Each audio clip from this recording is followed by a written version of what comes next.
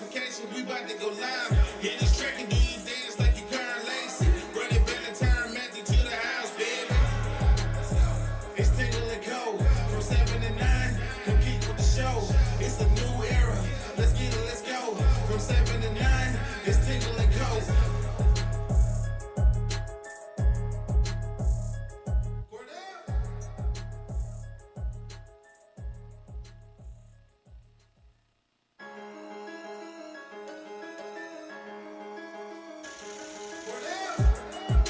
All right, good morning and welcome back.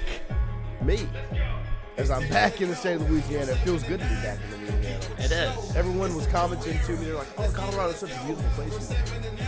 It's hard to leave when you're there. You can't get me out of this place. Well, and this is the time of year where, I mean, it's hard to. Louisiana has like 30 great weather days where it's like the best state in the world. Right. And we're in the thick of it right We now. are. Wonderful time to be of the year. But good morning to all of you. Lloyd, Christian, good morning. It's good to see your faces. It was a long weekend. It didn't just feel like 2-3 days. It was a long break. And surprisingly enough, nothing new happened over the weekend. Fully anticipating the status quo to be kept and LSU to keep us On our toes. on our toes throughout the weekend. They didn't. The quiet weekend, that was very, very Did nice. we go live after the Board of Supervisors hopped up there? We Okay. went Trying live to right figure out where we picked up because the bye week is wild. It We is. didn't do anything. No, nothing Just happened. watched football. Yeah. I was like, we don't have anywhere to go, anything to like set up. Whereas like, Nice little break. I just sat on the couch. There you go. But good morning to all of you. Christian, Lloyd, good morning. Like I said, morning, it's good to morning, see good y'all. morning, good Christian, how are morning, you? good How morning, was your good Halloween? Good. I worked all weekend Attaboy. Yeah, for who? with our perhaps? sponsor. That's Yeah. right. All that inflatables. How was it? Spooky. As advertised, worked hard, got the inflatables out, got them back in on Saturday.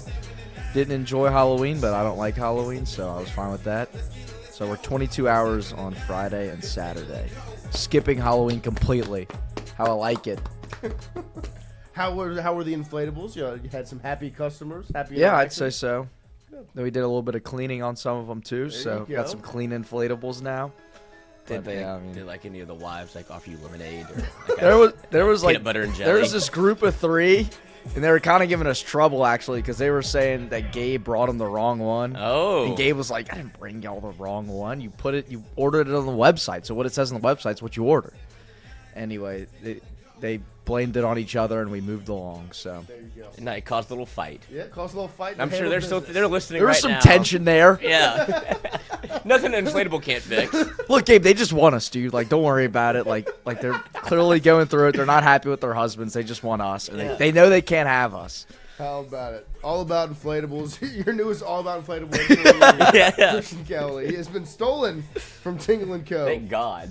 All about inflatables. But great work this week and good job. Gabe had rave reviews for you, Christian. Yes. He was very proud of the effort you put in.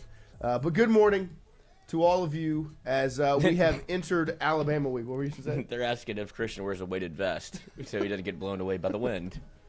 You did? What did you just order I yesterday? just ordered a weighted vest, actually. But that's not to get not blown away by the wind, dude.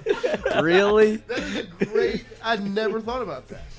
Keep him on the ground. Is that original, Noah? Is that creative, Noah? It was very creative, God. and now we're going to use it against you when you put your little vest on. You know, I'll wear it to the studio when I get it. There I you can go. track more How later many today. pounds is it? It'll be 15, and I can move it up to 20. Okay. Depends on what the wind's doing that day. Depends on the wind. Gosh. Hurricane. Hurricane Put the 20 Chrissy. in. Hurricane Chrissy. Hurricane Chrissy. But it's a good week as LSU plays football on Saturday. The Tigers versus the Tide in Bryant-Denny Saturday night. We will be live from Golf Suites this Saturday. Do not forget.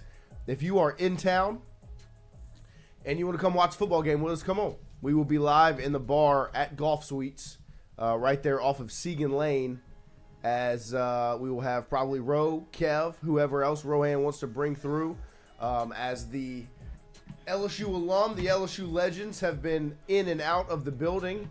They might be active. They might be coming through golf suites. We shall see. But They were always allowed in our building. they are always allowed in our building. And so Ro, Kev, and the rest of our team will be live from golf suites this Saturday for LSU Alabama. We want to see all of you there. We will let you know what the specials look like.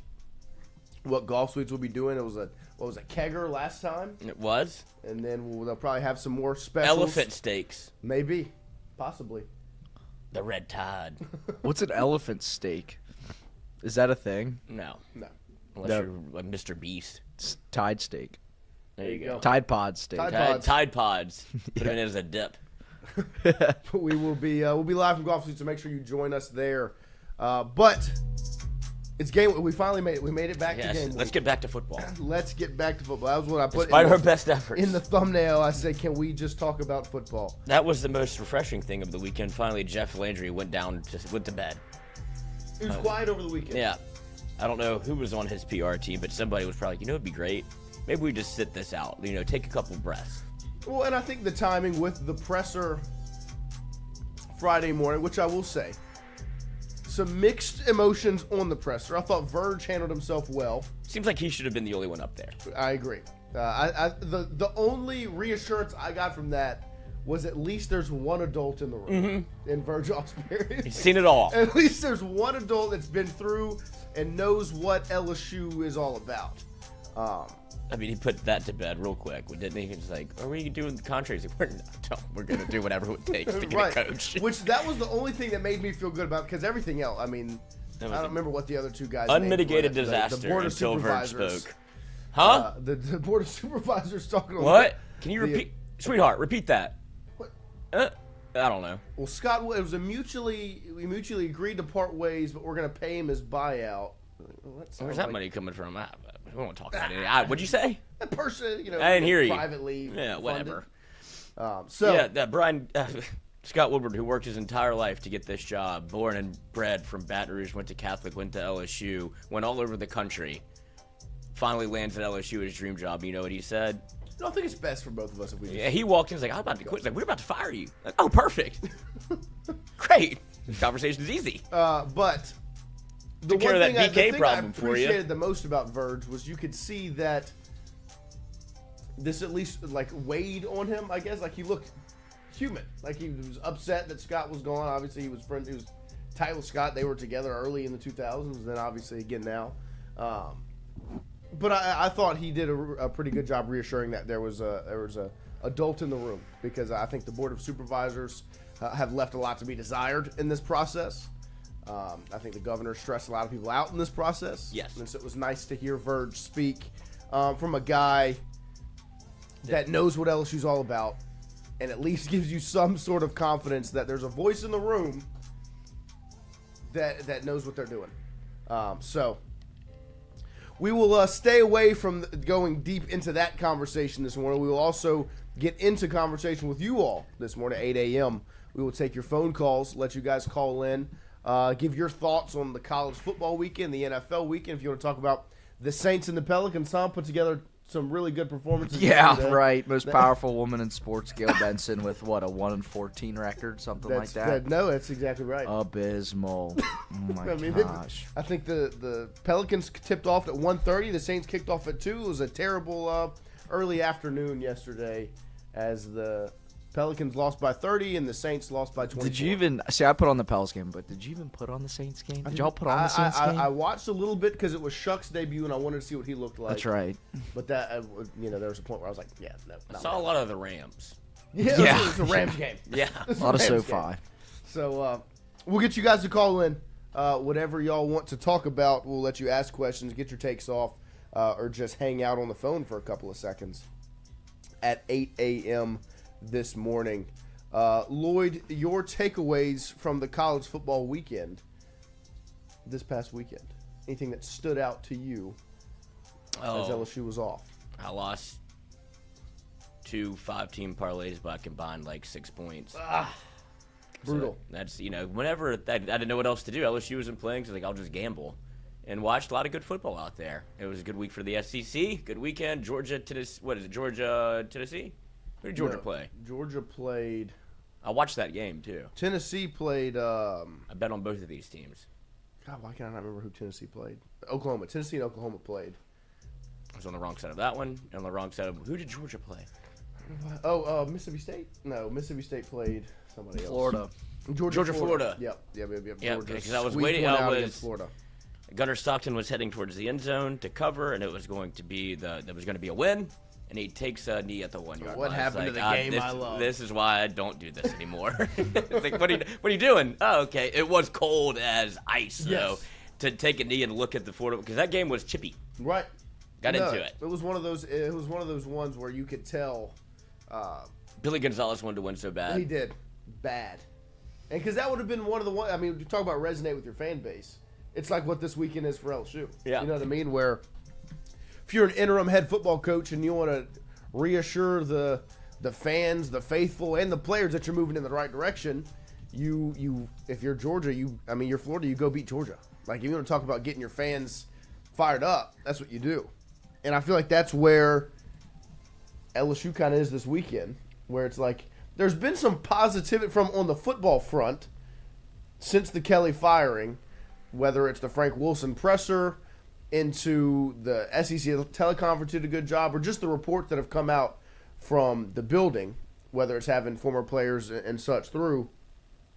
There's been some very good vibes around just the football aspect. No opt-outs, all of those things.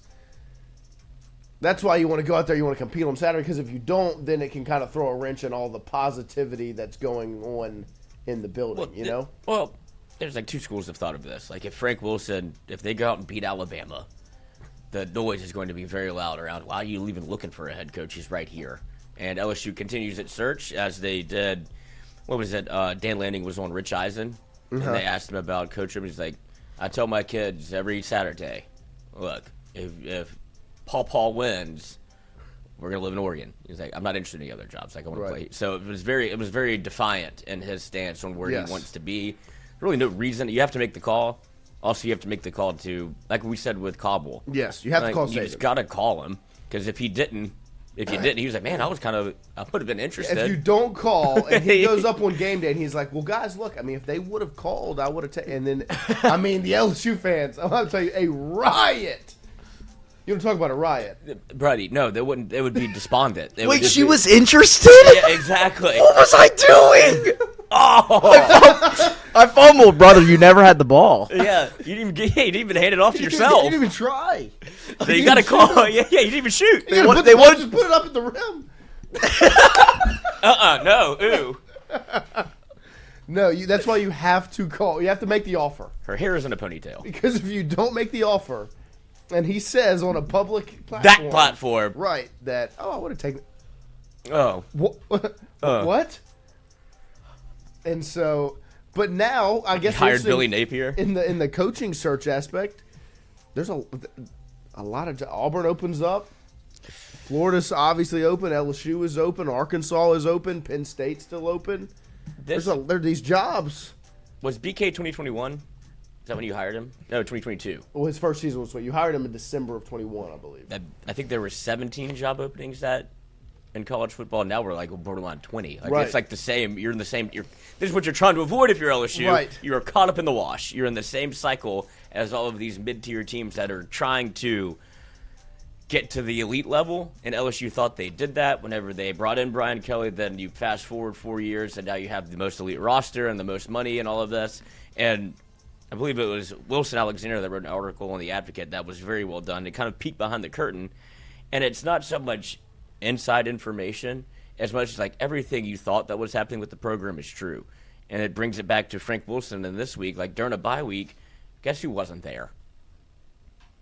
And guess who was there? Right. And then so whenever your coach isn't around for the bye week and he's like, yeah, y'all go. He makes it seem like y'all go. Y'all don't have to stick around the building. Look, we'll take. He's leaving. Right. And so with the players, like the coach isn't even here. Why would I be here? So it was a mutual parting of ways of what actually matters here. It's like, well, if he doesn't care about football or doesn't want to be here right. I'm going somewhere too. Right. Frank was like, no. Well, Family week. And I think that's as much as there have been more people in the building right. in 4 years than there was during the bye week. Right. And I think like with Frank, as much as I think players committed he's got relationships. They've probably are closer with Frank than they ever were with BK. I also think there's an aspect of like, oh, now there's a guy in charge that cares, and like I'm enjoying practice now because it's new energy. Right, and I think that plays a factor in a lot of these non-opt-outs because I fully anticipated it to happen. Like I'm almost surprised somewhat that there have been 0 opt-outs, and that, like I said, that door is not closed yet. We had what, stamps? Well, yeah, but that happened before, right? You know? Like. But yeah, it could have been an easy, very easy. Like I'm done, I'm good. I'm like, was you have it a lot of guys, Terrace Marshall and Jamar Chase? Right. Like, well, tomorrow's preseason. Terrace yeah, after like, I am not. like, yeah, like, I'm think, good. Do you think part of that is too that we haven't reached bowl season? Like if LSU doesn't get in the playoff and they get into a bowl game, are we? Oh yeah, they're gonna opt out. That's fine. 100%. You can opt out for. I anticipated like. Do you remember when you couldn't? Whenever Leonard and Christian be like, they don't care about the team. It's like, it's the Cheez-It Bowl. Yeah, what are we doing? What are we doing? Like, you don't care about the colors. Whatever. Yeah, that would be a first. I'm going top 5. Number 4 pick. Yeah. And I'm hurt already. Like, that was honestly some of the worst takes ever. Yeah, like, they don't care. Yeah, we you win opted out. You're playing like Notre Dame and like you're both like have 4 losses In the rain. Like I don't want to be here either. Nashville. Played them in Nashville. I have $1 million sitting on the table. If I get, yeah. We played Notre Dame in you know what? I am Nashville. going to look out for myself. Because you know what can happen when you do that, and this was very sad last night. Our poor boy. Oh, wow. You know why in the world was he still in that football game? That's my question. That's a defensive coach for you. What are we doing? It's easy, it's always easy. I think they're trying to. He hasn't played in a minute. Right. Trying to create a spark, have some positivity. Like let's see if we can find something in a loss that maybe we walk away feeling a little bit better. Now you feel awful. You feel terrible. Oh, I mean, it was first because it happened while I was on my flight from Dallas to Baton Rouge, so I didn't see it until I'm in the car driving back home, and I'm just scrolling through and. I see a tweet that Jaden's hurt, and I was like, oh, no. And so I watched the video the first time, and I'm thinking, like, his leg gets twisted up. And so, like, I was like, oh, it doesn't look that bad. And then I scrolled to the next one. It was, like, arm. So I looked closely, and I threw my phone at the ground because it was heartbreaking. Well, I look at the scores, 38-7. I mean, there was all of that. Remember the pre-draft conjecture about his elbow whenever he had that still picture? Like, I don't know what's going on with his arms now. Well, it's the other arm. Yeah. Definitely some elbow issues. No, it sucked to see. It broke my heart. Because now, like, this LSU season, whether you take it all the way up to the NFL LSU, right, to college, I can't buy a fucking line, buddy. Wait, what did LSU give me just Frank Wilson. Fired their head football coach. They are already out of the playoff race. Joe Burrow had out for the year. Jaden just snapped his arm. Out for the year, I would assume. Malik.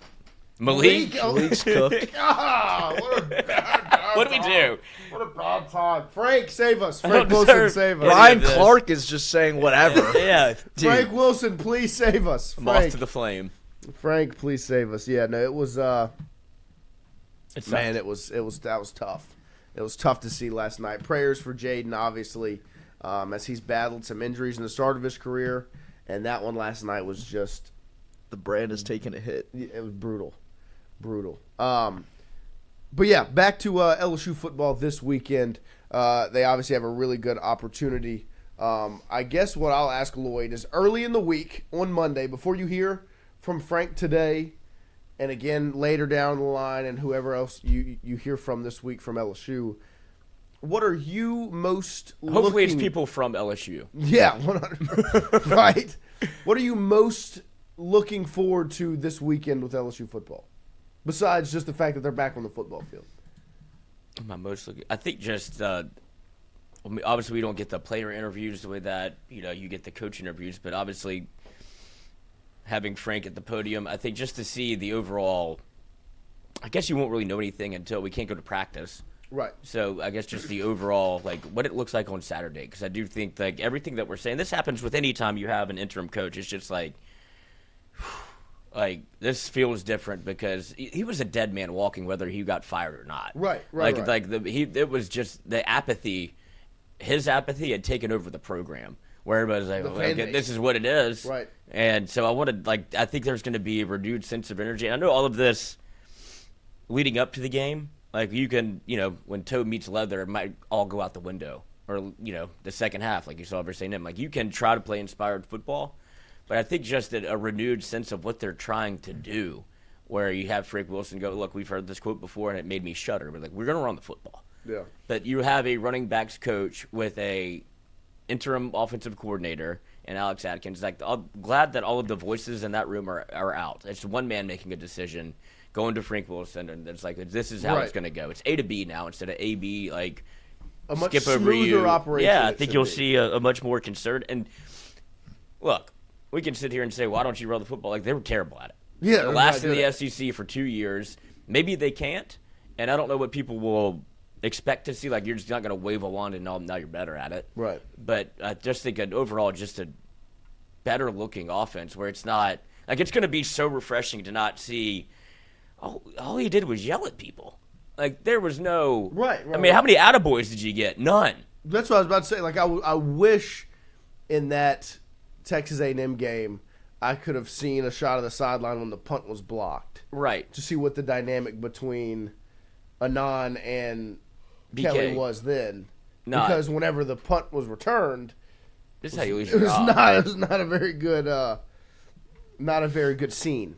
But yeah, no, I agree. I'm hoping that one of the things you see, obviously we've talked a lot about the mentality of the team, where you will see, some buy-in, and maybe that back to that LSU mentality as you saw what Rowe and Hester and a couple of the other guys speak to the team last week and kind of reinstill that mindset.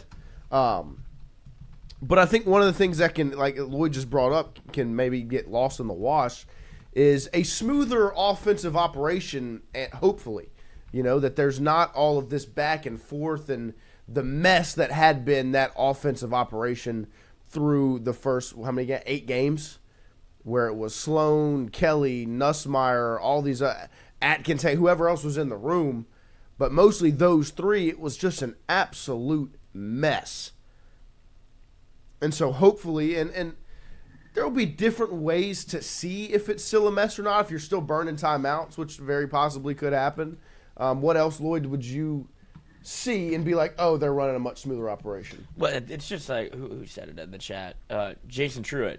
I just want to see him have fun again. Right. Like some joy. It did feel like, and we talked about this before the season started, where it seemed like they were happy. Like the camaraderie, the chemistry, like everything that was going on in the offseason. It felt like a team that wanted to play together, and there's a reason that nobody's opted out. There's a reason that like they still compete and play hard. And the one person at the top was the one that was kind of like the teacher in the room a little bit, where it's like, even if it was a off day, it was like, no, still tuck your shirt in. Right. It's like, bro, like, can you get off of this? Like, we're not even in school right now. It's like, that's what it felt like. That was that energy of like, you can't really ever relax. Right. Because he's going to find something to bitch about. It's like, you're the worst. Like, and now that's gone. And you have somebody that's like, wants to see you play and play well and wants what's best for you, and not just thinking about himself on the sideline of, if I don't win this game, it's about, what his future offers and all my wins. Now it's LSU. Yeah. And that's what I'm excited to see, because I think there will be renewed energy. It'll be kind of like fun to watch again. Yeah, no, that's that's what I'm looking forward to seeing, is that it's you can see the joy and the excitement with the players back on the football field, and playing with that fight. That, like, when I think back to 2021 interim on the road against Alabama. Like, they didn't shirt win. Untucked. They didn't win the game, but like, they had fight. You had zero like, I remember my tweet after that game was, I went into this game with zero expectation or belief and left heartbroken because of the way they went out there and fought. Like, it hurt because I was like, it made me care again. Like, right. Like, you were almost at that apathetic point then as well with that team, and then you saw them go out against Alabama with the same coach, which is the craziest part. That was not the same man. I don't know if he may have went back to the well one more time. You know what? I tried. Let's say whatever. I am off the wagon. Right. And I'm taking it with me. And so now you're kind of in a similar spot where it happens, and you're going into Alabama with an interim head coach that eats, sleeps, and breathes LSU. And I'm not saying LSU's going to win it, but Hunter Hall, I'll ask you, or I'll let you save it for when the call line is open, if you feel better or worse about LSU this weekend than you did prior. But one thing I did want to check in on is the results of some of the candidates for the LSU job, I guess you could say, and the way they performed this weekend. Clark Lee is a name that's come up a good bit. Vanderbilt loses to Texas on Saturday. Willie Fritz's name popped up a handful of times. Houston loses to West Virginia. Tulane got boat raced. Tulane got dog-walked in their game. John Summerall, obviously, his name has popped up around the job. Who else has come up around the job?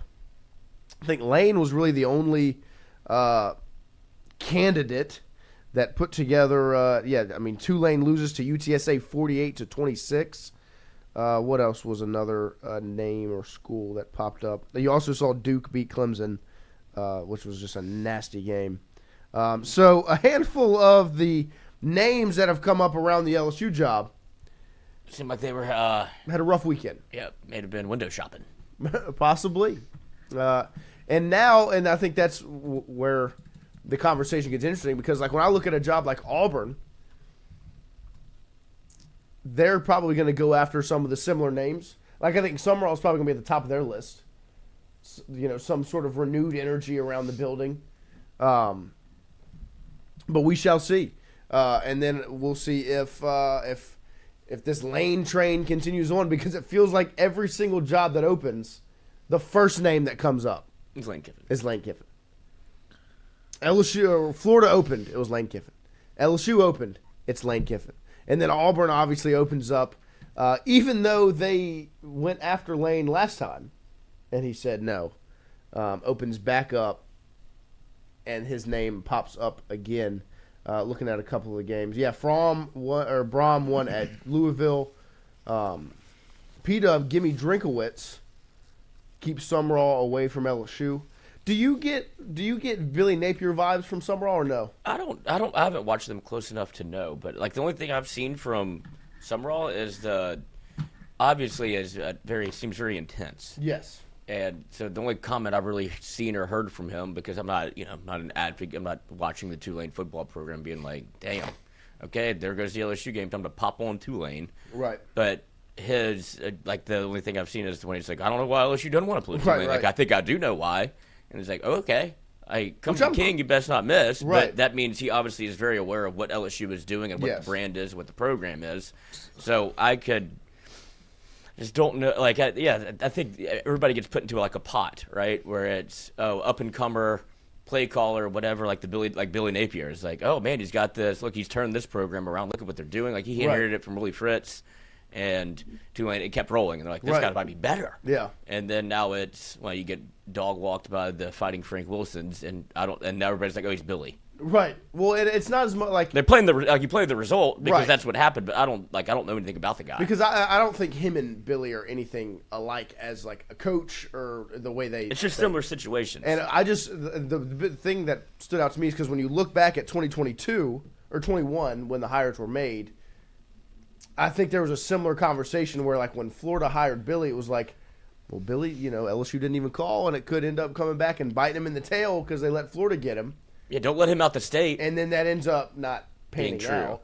And so, like, is LSU in the place now where you're kind of like, well, let's give this guy the opportunity instead of still swinging for the fences? Because that's the biggest, I guess, kind of balance for me in the situation is where does LSU think they are? Like, and I think Verge maybe answered that a little bit on Friday where he was like, oh, we're still LSU. We're still going to go get the top guy. Because that's what you needed. You needed some sense of, like, is LSU really going to be the one that bucks the trend and tries to hire somebody based off of, like, a performance-based contract? I mean, all that Landry was doing was kowtowing for Orgeron to get the job because he would probably do that. He would probably, like, 100K a win. Like, hell yeah. Like, that sounds like they were great. Oh, I mean, I'm good. Yep. 100K win. Go that check. Like... That's all that meant to me. But when Verge, like you said, that a football guy, an adult, had entered the room, it's like, no, like that's a sideshow. None of that represents what LSU actually is going to do. Right. Like, that's not the case here. You'll have a president announced tomorrow. I think everybody think it's the worst kept secret maybe in the state. Yeah. Which is we're back to the good old days where everybody knows everything about, like, everybody gets to see if you're dressed. Like, I don't care. Like, so we know who that's going to be, and then an AD decision will come probably after that. But once these dominoes start to fall, it feels like you'll get some sense of stability around the program again. And Verge was the first. Right. Well, Frank was the first. Yes. Kind of like, okay, it feels good. Then it took 15 steps backwards, and now we're kind of back to. It was a standing 8 count. We got back into the corner. Yes. Well, if that's true, then they're not going to hire John Summerall. He's coached for 2 years. If that is the case, they're not going to go after the Tulane guy. Yeah. No, I actually like him. Tulane feels fun. Yeah, Tulane feels way more fun than Billy Napier's ULL. Yeah. No, I agree with or Brian Kelly's LSU. Yes. Obviously. Like they had taken over. Like, I don't that's think- a fun thing down there. Yeah, I don't think the Napier-Summerall dynamics are the same. I think the storyline is similar, where it's like it's the hot name in the state. Yeah. You know what I mean? Where it's like it was Napier at UL, now it's Summerall at Tulane. Are you in the position that you weren't in 21 to make that call? If Napier was absolutely crushing it at Florida, do you think they wouldn't even hesitate and be like, we got to get the guy? Or they would try to hire Billy Napier from Florida, but like if you're in the similar situation, Napier had actually worked out. You're like, you can't let these coaches leave. Like, Right. I think the conversation would be a little bit different. Yeah, Now, I definitely think they would call Napier at Florida for sure. if that was the situation, because I think Napier would probably take the job. Now he definitely will. But yeah, no, he might end up Napier being to LSU. UL's coach. Yeah. And so I think it would probably play out differently. But I think that had hurt been the Summerall's case. chances because of what The way it played out last Yeah. Yeah. No, where you didn't really hurt by letting the hot name Yeah, in the it's like, state don't go. do that. Right. But I think, and that was my biggest takeaway from Verge's comments was it cleared that up. Where my thought process, like I remember when I did the show with Sean Fox at the end of the last week, I was like, he asked me where what direction I thought they were going. I was like, it goes two ways. They either are going after the big name and swinging, or they think they're in the position where you've got to Rebuilding. reset and rebuild the program a little bit. I don't know where LSU believes they are. And then Verge took the podium and was like, no. LSU's not broken. We're going after the name. I was like, okay. So get your list back ready with, I know the Saban is not going to happen. You call Saban. You make the call. You have to. Kiffin, Freeman, those names are the ones. See, Shepard to me is the other side. Mm-hmm. Where if you think that you're in the position where you got to rebuild a little bit, then you call Shep. Why don't they go get Brian Kelly? First year Brian Kelly. An interesting name in the chat. He said, Drinkwitz. no, not Drinkwitz, Heupel. There's been a discontent with there Heupel at Tennessee, and I'm not pushing for Heupel. I haven't even really thought about it. Not a good offensive mind, obviously, which is I think is where a lot of people want LSU to go, is with an offensive head coach. You know what I want? What do you want? Complimentary football. You know what is complimentary football? That's, offense. I think we also need to stay away from the little pudgy white guys. That has not worked. Let's get away from that. Yeah, Brian Bird just brought him up in the chat. He's like, oof. Like if he comes to Louisiana, it's like he has to feel. I mean, somebody said he had a thyroid. I don't know what's going. I don't know Heupel's personal life. I just know that he sees himself as a Heisman contender and went to the podium in college, and now he looks. He's like, what happened? Right. Because it's tough to let yourself go. Well, and poor Heupel as well. This do you is back think to his coaching? But he lost Nico. I mean, that's a huge hit for Tennessee this year. He was supposed to be their guy. Right. Yeah, they just didn't play the game. That's Tennessee is a fan base that they have a sense of entitlement about their football program that I don't know really where it comes from. You won one with Fat Phil Fulmer, and that was about it. And they continue to think like they went to the playoff. And they're like, oh, we're a real I don't think of Tennessee as in that upper echelon of like LSU. I do contend I contend that it should be there, but I don't look at Tennessee and go, look at all the resources, look at all they have a big stadium and that's that. I don't and like a cool their fan base is Their very black much uniforms bought are in. kind of cool, I guess. Yeah, they did a night game. There you go. Right. But they just lost their head coach in baseball, so I don't think they really want to go like, oh, just whole program Right. starting over. Right. Yeah. Reset. No, I think it. Yeah, I don't really understand the Tennessee dynamic. Okay, let's live in a world in which Jeff Landry never spoke. Like you're having this conversation about still like the names that you should be talking about: Marcus Freeman, Lane Kiffin. I don't really know who else. Like after that, it's kind of what is like who is available that you would want. It's like a bunch of fired coaches that just left a spot that isn't LSU, that doesn't have the resources LSU has. It's not like it was a bad fit.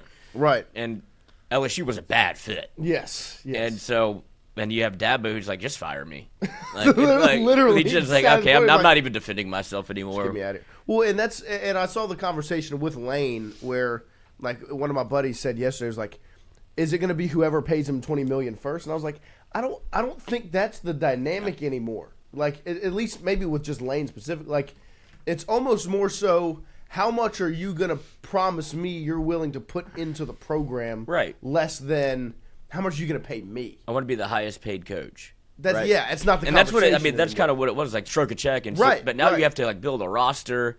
You have to do all these. Like you want like your money that you would be getting paid, like half that, and put the other half into like I want program. Right. Like I want to be able to NIL this thing. Instead of you getting $20 million, here's year. 11. Right. And now you got 9 for your roster. There's 9 adding to every year. You start off with a base of 9. You almost need to guarantee them success before they even get there, because everybody can give money now. Right. That's the world we live in. Right. But so you look at that. if you can't guarantee success, why should they come? Because that's where I think the conversation with Lane is. If he's going to leave Ole Miss, it's not going to be because you offer him this monster check. He went on the McAfee show and said it's not about money, and he could be, just posturing. speaking. Yeah. But I just genuinely think it's more so about what are you willing to put into your roster and how organized are you on that front. Do you think that obviously you just had a coach that did not fit, right? But if it is Lane, how do you think he will be received amongst the LSU fan base? Because he's out there. He's right. brash. He tweets. I mean, his header is Lane Kiffin should tweet less, and he'll probably tweet this, and he did his header. So, like, he doesn't run from it, but coaches with that type of personality in this state, like, the discontentment gets hotter faster. Right. Like, you can't really – if you're going to be out there, then they feel like they have a voice too. Like, if you're going to talk, then they feel like they can talk back to you. But yeah. So I don't know if that is a factor in what, like, the fan base thinks. It feels like if LSU hires Lane, is everybody happy? I think – like, that's where I think the direction is going. Like, it seems like he is the hot name in the country. Like, every job that opens, Lane Kiffin's name is number one on the list. And I think the fan base, especially after seeing the way he beat LSU earlier in the season, and then I also think the timing where – coming off of a Saturday where they handled Oklahoma in a game that he loses all the time. Like, it was probably as good of a time for Lane from a PR standpoint as ever. Mm-hmm. Like, where you're getting pushed up for the Florida job and it's an obvious distraction. Instead of your team fumbling, they go out there and they get a huge win against Oklahoma. And then LSU fires their coach and your name pops up there. Like, from a PR standpoint, Lane's just raking it all in. I think the fan base would love him. Because I think they're in the standpoint of, like, we tried to go CEO. You tried to go CEO. You are struggling offensively. And obviously, I think people would rather maybe 23 than 25. Where they would rather have a great offense and bad defense than really good defense and a not good offense. And with Kiffin, you'll always have an offense. And Kiffin also gives you a quarterback every year. And I think that's also something that's appealing about that. So, I don't know. I think it's going to be interesting, but I think the fan base would support Kiffin and would love him. But I also, like, to me, the two names that would be the big swings outside of your Saban and Lanning, which I think just aren't realistic, would be Kiffin and Freeman. And obviously, there are the negatives of looking at those just from a PR standpoint. Like, if you go get Kiffin, it's like people have their feelings about Lane Kiffin in all of those situations. And then with Freeman, you'd be going back to the well that you just went to and it didn't work out. Yeah, Freeman feels a lot like Summerall. You think so? Well, because it's the same kind of like, okay, you had the story 4 years ago with Napier. That didn't work out at Florida. You hired the story from Notre Dame. That didn't work out for you.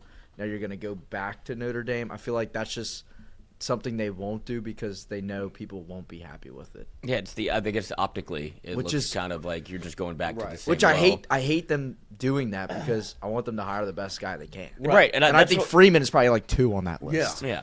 I mean, yeah. I mean, if you can go get him, get him. I'll ask you, Lloyd. What are your feelings on going head coach before AD? Because that feels like the direction they're heading.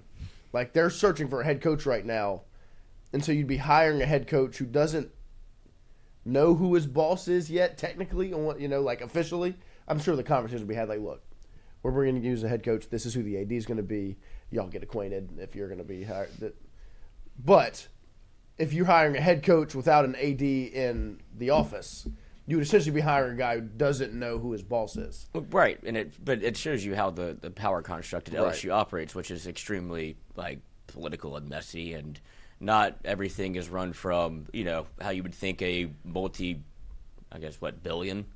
LSU athletics is like $1 billion industry, I would say, right? Like if it's not, it's hundreds and hundreds and hundreds and hundreds of millions, right? And it kind of shows you like this is what it looks like on paper. This is how it works.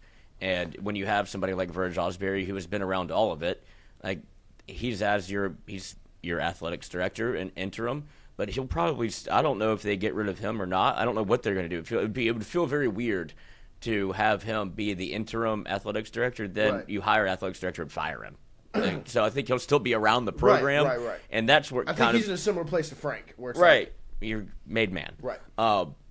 And so it kind of gives you a peek behind the curtain of what LSU does, where it's like this is how it works with the board of supervisors that put up the money, and they have a very influential say in what is done. So even that's where like Scott got himself in trouble because he would say no to things like that they wanted to do, and like eventually you piss off the right people or the wrong people. And like I'll get you fired. Yeah. Like I have a better relationship with the governor that you don't have a relationship with. He didn't like you either, so it's just a big pissing contest.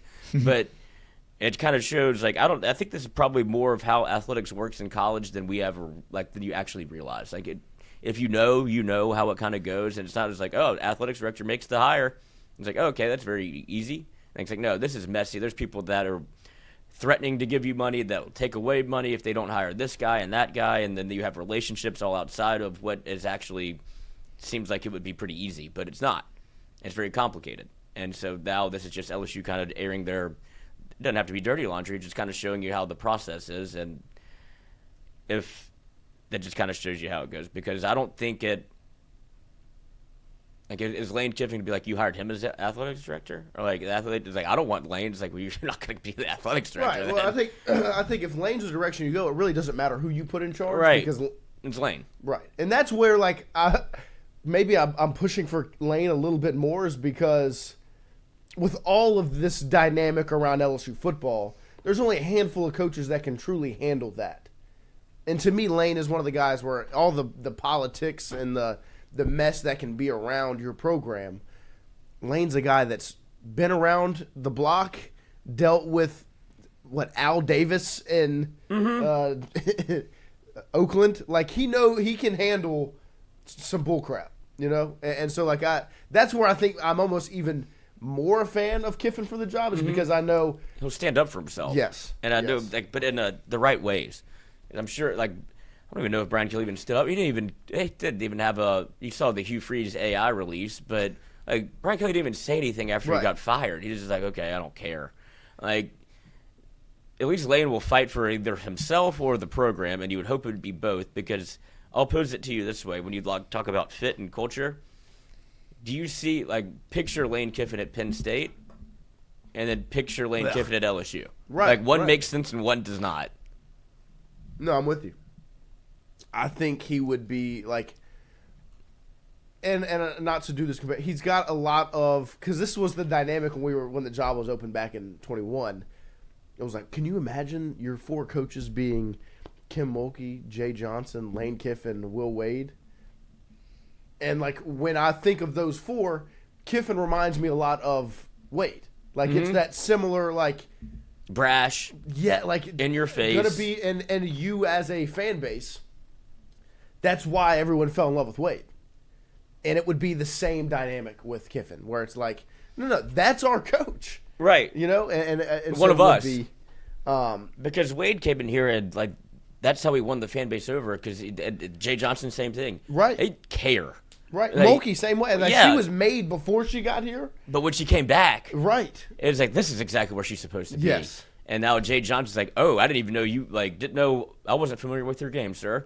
And then he comes and I was like, oh, you were made for this. Right. And Lane, it feels like that could be like, Will Wade's still the same thing. Like, if LSU ever got Will Wade again, he would be welcomed back with open arms. Oh, my gosh. Like, people would crawl over glass. Yeah. And he didn't really even do all that much. And, like, he didn't even coach the 2 tournament games that they won. You made. I mean, he won 1 tournament game at LSU when they beat the St. Bonaventure, Cam Thomas's year, before they lost to Michigan. So, like, he won 1 game. Yeah. But he got you to the tournament consistently. You won a regular season SEC championship. You made the SEC tournament championship game against Alabama that year. Yeah, you went to the tournament. Right. You became a tournament team, and that's all LSU basketball really is, like, at the crux of it. Right. If you're an LSU basketball fan, I don't think anybody has – they're not picturing putting things in the rafters. Like, Right. if that happens, unbelievable. And so that's why, like, just from a dynamic standpoint, that's my comparison for the way Kiffin handles. And so, Well, if they make the tournament, anything can happen. right. Sure. That's the argument. Looking at this week, your president should be announced tomorrow. And so that'll be one domino to fall. And I think about everyone knows and expects it to be Wade Roos from McNeese. We said last Monday, that was the direction it seemed like it was heading, and then it only picked up steam throughout the week, and it'll be announced tomorrow. So the first domino will fall.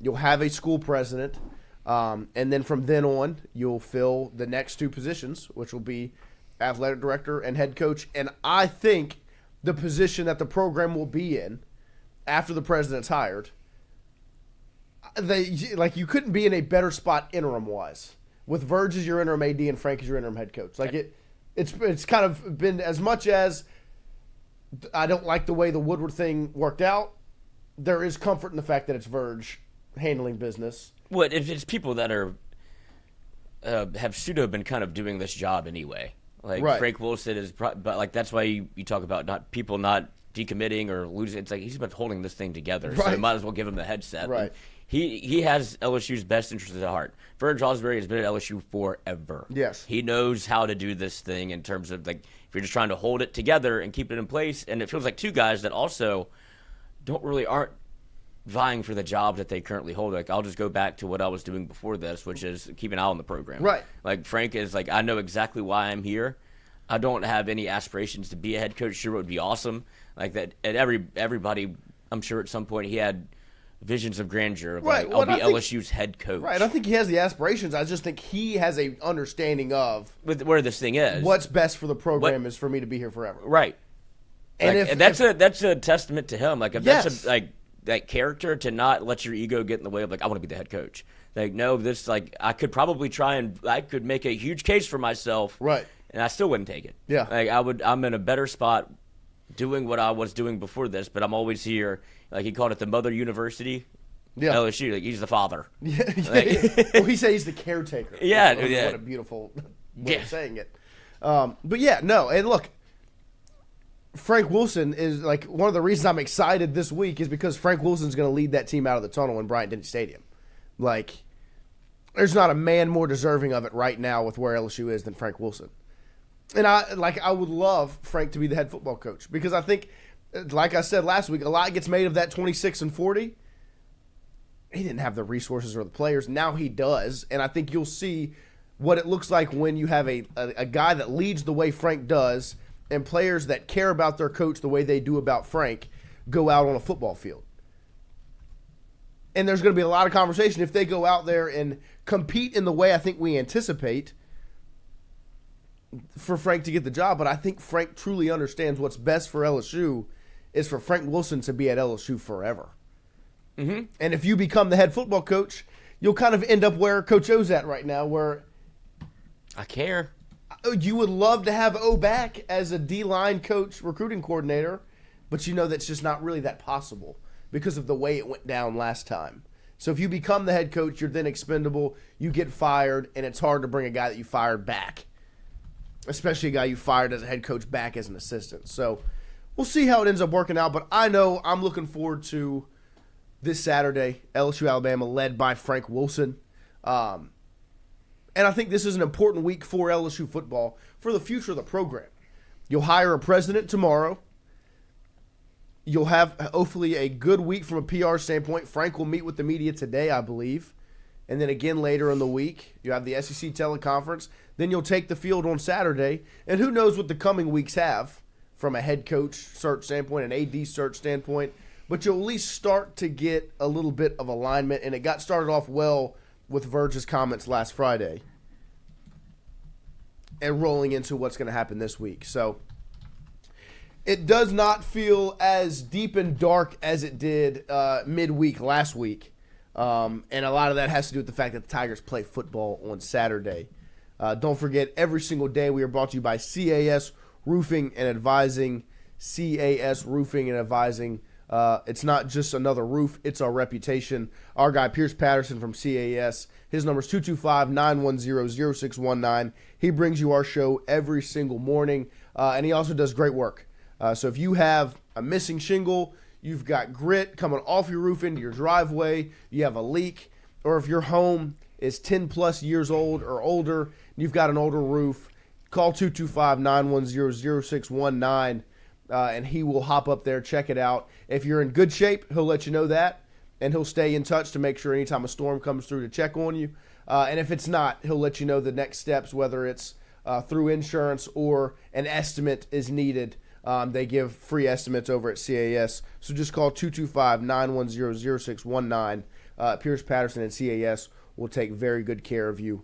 We will take a quick break here as we close out hour number 1 on Tingle & Co. Make sure you like, subscribe. We'll be right back with your phone calls to set off hour number 2 on this Monday morning. When it comes to your home, the roof over your head matters. At CAS Roofing, we don't just install shingles, we build peace of mind. With years of experience and a commitment to craftsmanship, our team shows up on time, gets the job done right, and treats every project like it's our own home. Whether it's a repair, a replacement, or a storm damage that caught you off guard, CAS Roofing is ready. We're local, we're dependable, and we stand behind every nail, every shingle, and every promise we make. Because at the end of the day, it's not just about roofing, it's about protecting what matters most. CAS Roofing, built on trust, backed by quality. Wardos was created in honor of Alan Ward Granning III, fondly known by family and friends as Wardo. In 2019, the oldest brother of the tribe passed away unexpectedly. His remaining siblings and loved ones wanted to honor his memory in a special way. In 2022, Ward's family decided to combine the need for a sandwich shop in downtown Natchez with a desire to pay tribute to Ward's love of good friends, good times, and great food. Through blood, sweat, tears, and countless hours of hard work, Wardo's was born.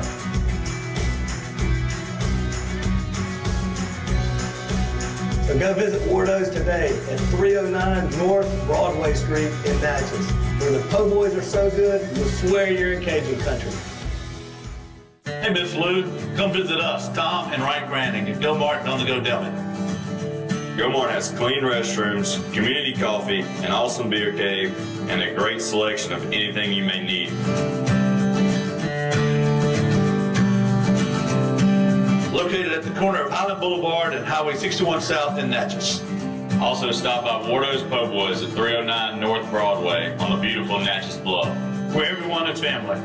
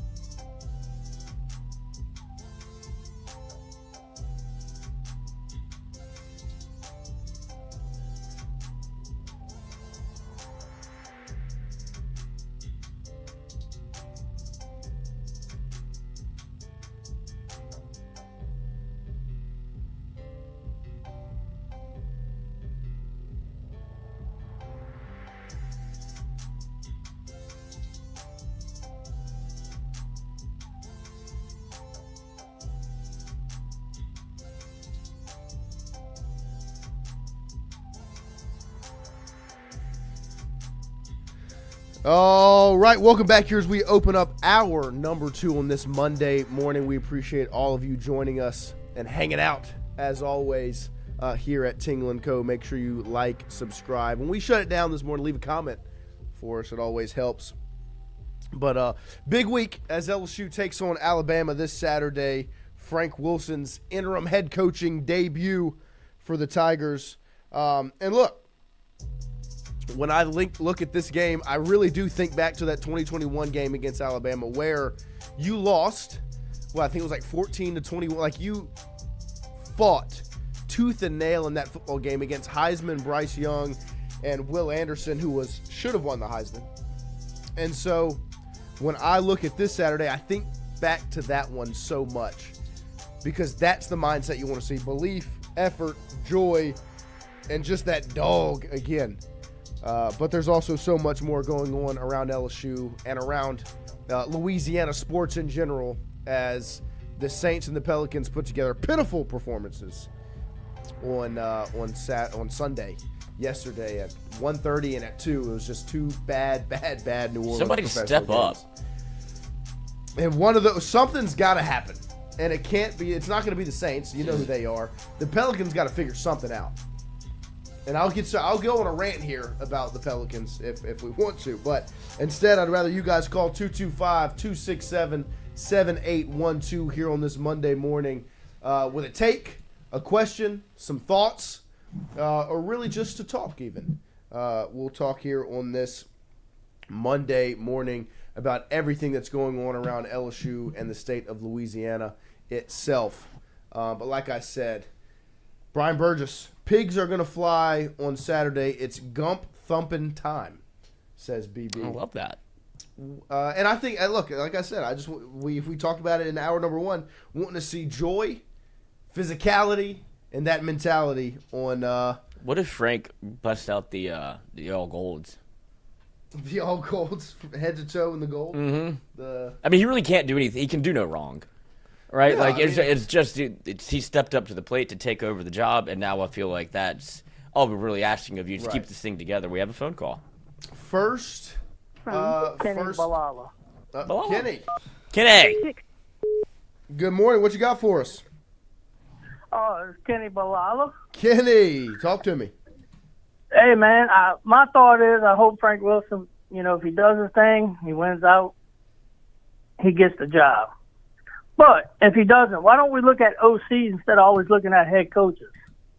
I watched a couple games over the weekend, and I seen Jason Beck from Utah. It seems like they always got an explosive offense out there. I mean, hell, even Charlie Weiss Jr. up there at Ole Miss. Just saying, just throwing it out there.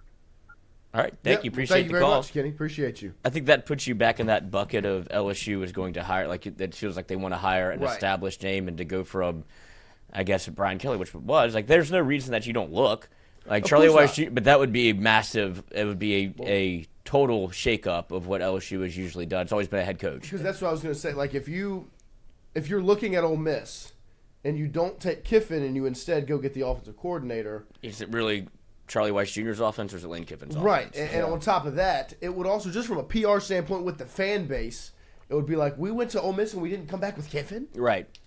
And so, which there's nothing, I'm not saying there's anything wrong with it. I just think if you just look at Verge's comments on Friday, that's not the direction they're anticipating on going. They're not looking at this and going, let's go get an OC and give a guy his first opportunity. Instead, call from Jeff Landry. What you got for us? Look at here, boys. I don't take kindly to you talking to me about it like that. All right?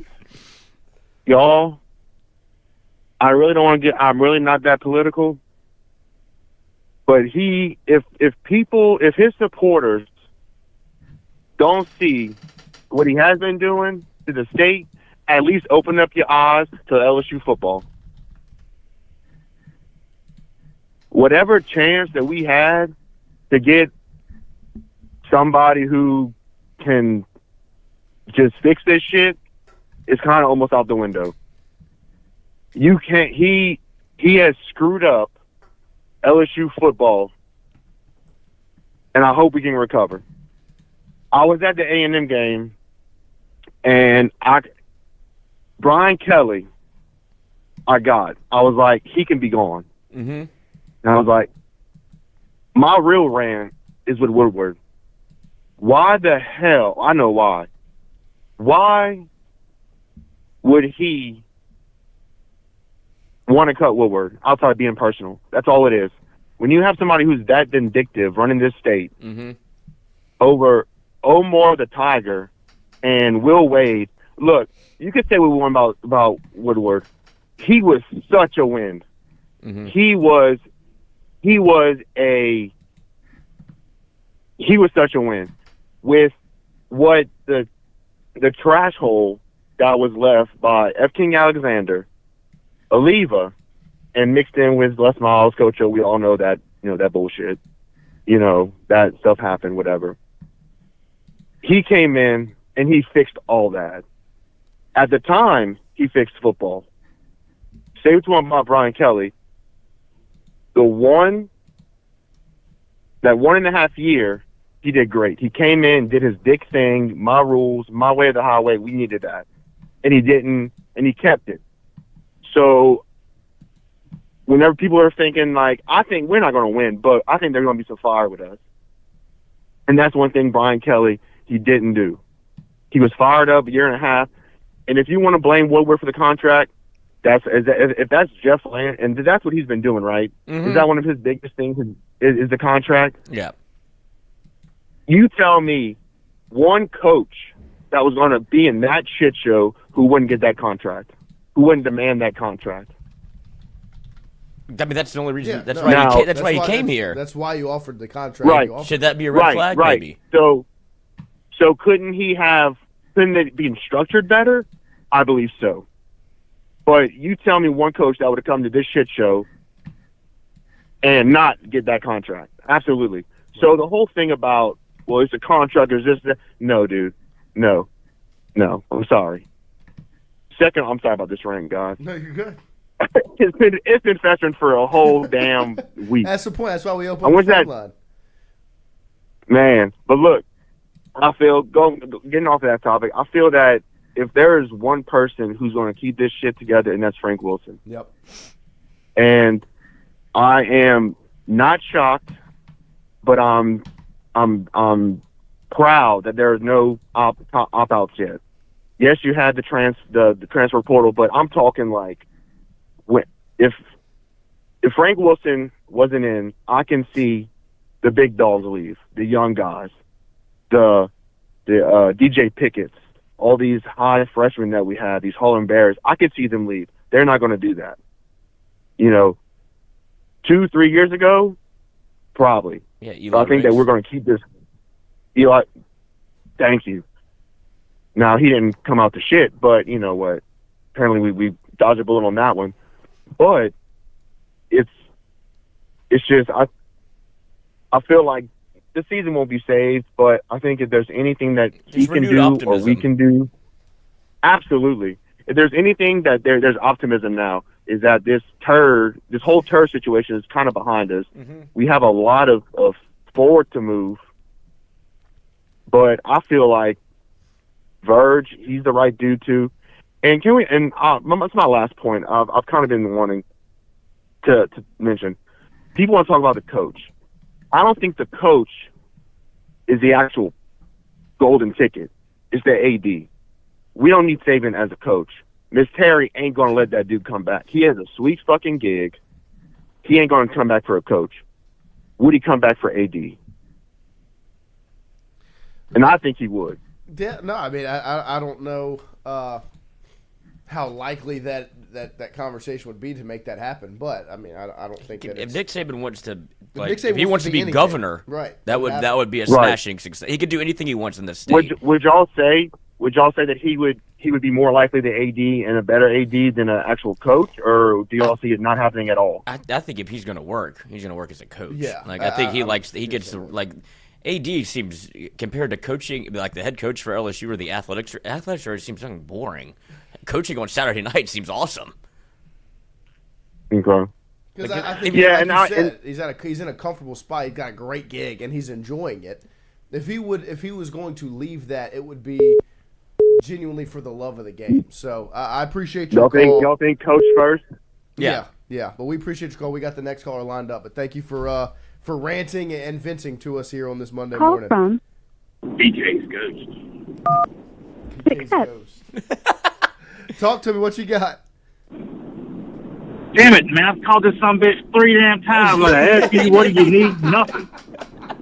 Jesus Christ, what does a guy got to do to get on the damn phone? You gotta Hey, it's a hotline. You made it. Save. Jesus, man. Damn gappers on the phone early this damn morning. Get off the damn phone. Guys, we're free at last. Man, God almighty, we're free at last. We are. Hey, man, I'm fucking pounding the damn table to bring Kevin Shepard home, boys. Let's get him to the house. No, I'd love it. Shit. Let Burge be the damn AD. He ain't got to bring nobody else in. Let them two run the son of a bitch. Would be all right. Shit. I don't know what's up with this. What's his damn name from McNeese State? I don't know anything about that guy. Is he all right or what? Which one? The Roos? athletic director or the president? Yeah, the athletic director. Yeah, 'cause, I mean, the president, Roos, would be the president, and then Schroyer is the AD over there, who I think is obviously, that's who Roos would want to be the AD here. And I mean, it's McNeese, so I haven't really invested that much time in it, but he was willing to take the swing on Wade over there, which obviously shows the risk-reward balance he's willing to take. And but I don't know too much about him himself to really. What can he really do at McNeese? You know, right? Besides build a basketball arena. I would have kept damn Woodward though. Shit. Me too. I wouldn't let that son of a bitch sign a damn contract or nothing, but I'd at least let him help pick the damn coach and let him keep his damn job, because at the end of the day, the damn board of supervisors, whoever else, still had to sign off on the damn contract if I'm not wrong. I mean, right. So if anybody should be damn pissed off at anybody, the damn board of supervisors should be mad at the damn self. Great. I mean, the board of supervisors they can't get mad at themselves. Like, shoot, shouldn't have done that. Yeah. You got to blame somebody. That's how ego Yeah, works. I mean, but but I mean, Woodward should have kept his damn job. I mean, he's hit on the two other coaches he's had. I don't know about McMahon yet. We'll see how he works out this year. But I mean, shit. I mean, well, no, it's DK, he didn't give a damn to be here. Yeah, that's the thing. Is like how quickly people forget how bad the athletics director search was, like, or how the previous two were compared to what you had with Scott Woodward. Somebody that cared, not just a conflated ego that you had with Joe Oliva and F. King, Scott Alexander, whatever. Like, this is a guy that was built for this job, and he should have kept it. But then you have LSU can never get aligned in any front ever. Or Louisiana, excuse me. Like, if it's not the AD, it's the governor. It's not the governor, it's the AD. If it's not the AD, it's the head coach. One day, this will all work out. I just don't know if I'll be alive for it. Right. All right. Thank you. I mean, I don't know why everybody's so... Hold on 1 second. I don't know why everybody's pissed off about not having a damn experienced head coach when you look at Kirby Smart and all them other guys, Dan Lanning. Shit, you bring Kevin Shepard in, you let Uncle Frank be the voice in his ear and give him a damn experienced OC. Shit. Mm-hmm. We back above water, fellas. I'm not. I am. And maybe I don't know if Van Buren stays or we need to go find another quarterback, whatever once Nuss is gone. But I mean, I think Kevin Shepard would right the ship with them LSU and not just any plain Jane anybody bring him in here and I hope this fucking works. Nah, I mean, bring the guy who believes in purple and gold and let him run this son of a bitch. Not against it. But that's all. I'll let y'all go. I ain't gonna yap. We appreciate you saying. I appreciate you. Thanks for bearing with us and getting through. 100%. When I look at this spot, I just think LSU thinks they're in the big dog spot. Go get a big dog. But I would love Kelvin Shepard. Here's a question, man. I don't know the answer to this. Does Garrett Nussmeier have another year? Didn't he have a COVID year? No, he's out because his first year was the year after COVID. Okay, because I just remember that. It feels like right. So 2021. The only reason he has this year was because he didn't play in that bowl Texas game. Bowl. Yeah. That's what I said. I just didn't remember if he was. Perk has another year because he medically redshirted last year. He's a redshirt junior. Now I don't know, whatever. But no. He comes back and he plays running back. There you go. Nuss is done after this year. Okay, I just want to make sure. So that feels like so long ago. It does. It does. Call from. Agent fucking curveball. To accept, press 1. To send a voicemail, press 2. Cajun Curveball, talk to me, buddy. Hello? I don't know what the We got Hello? you. Go Yeah, ahead. Here you go. We got you. Yeah. Man, I ain't gonna lie, I've never been as depressed as I was this weekend. Watching two fucking, just a fucking disaster in this whole fucking state. Everything's fucking shit. I look around and I just see burning. I hear gnashing of fucking teeth. I don't fucking see a way out. The Saints look like a fucking pee-wee football team.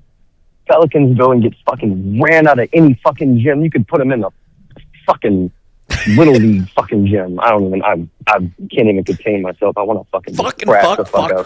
Fuck it. We got the fucking fat ass wicked witch from the fucking north out of here. With his big fat ass, old decrepit looking ass.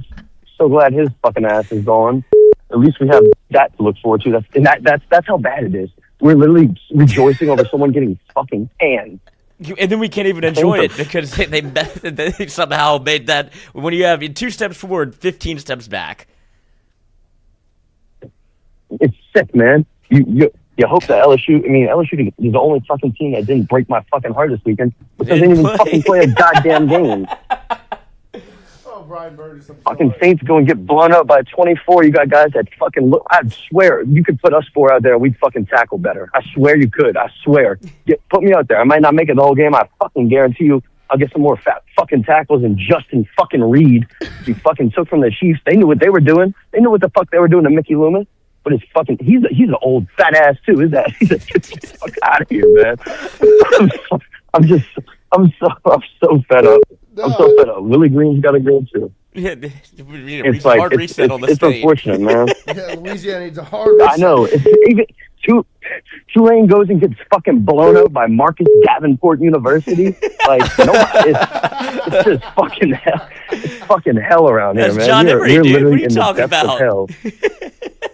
The only thing I can think why we're deserving this is the 2019 championship. But I didn't think it would drag the whole fucking state into a fucking black hole. We traded it all in. This is Sold all our we care souls. about. This is all we care about down here, man. And it's like, whoo, it's depressing, man. You look around, you go out, watch a Saints game or a fucking LSU game at this point too. Take And the everyone, you weekend just off. look at people's faces when you're out. Just fucking look at some people's faces when you're out there. Look at what they look like. It's depressing. Everyone's depressed. Everyone's angry. Everyone goes to work fucking high strung. When do we get out of this, man? That's all I got. I gotta get back to work, man. I had to fucking let that shit out. You know, it's like therapy, man. Fuck this shit, man. It's fucking ridiculous. He's calling from the bathroom at work.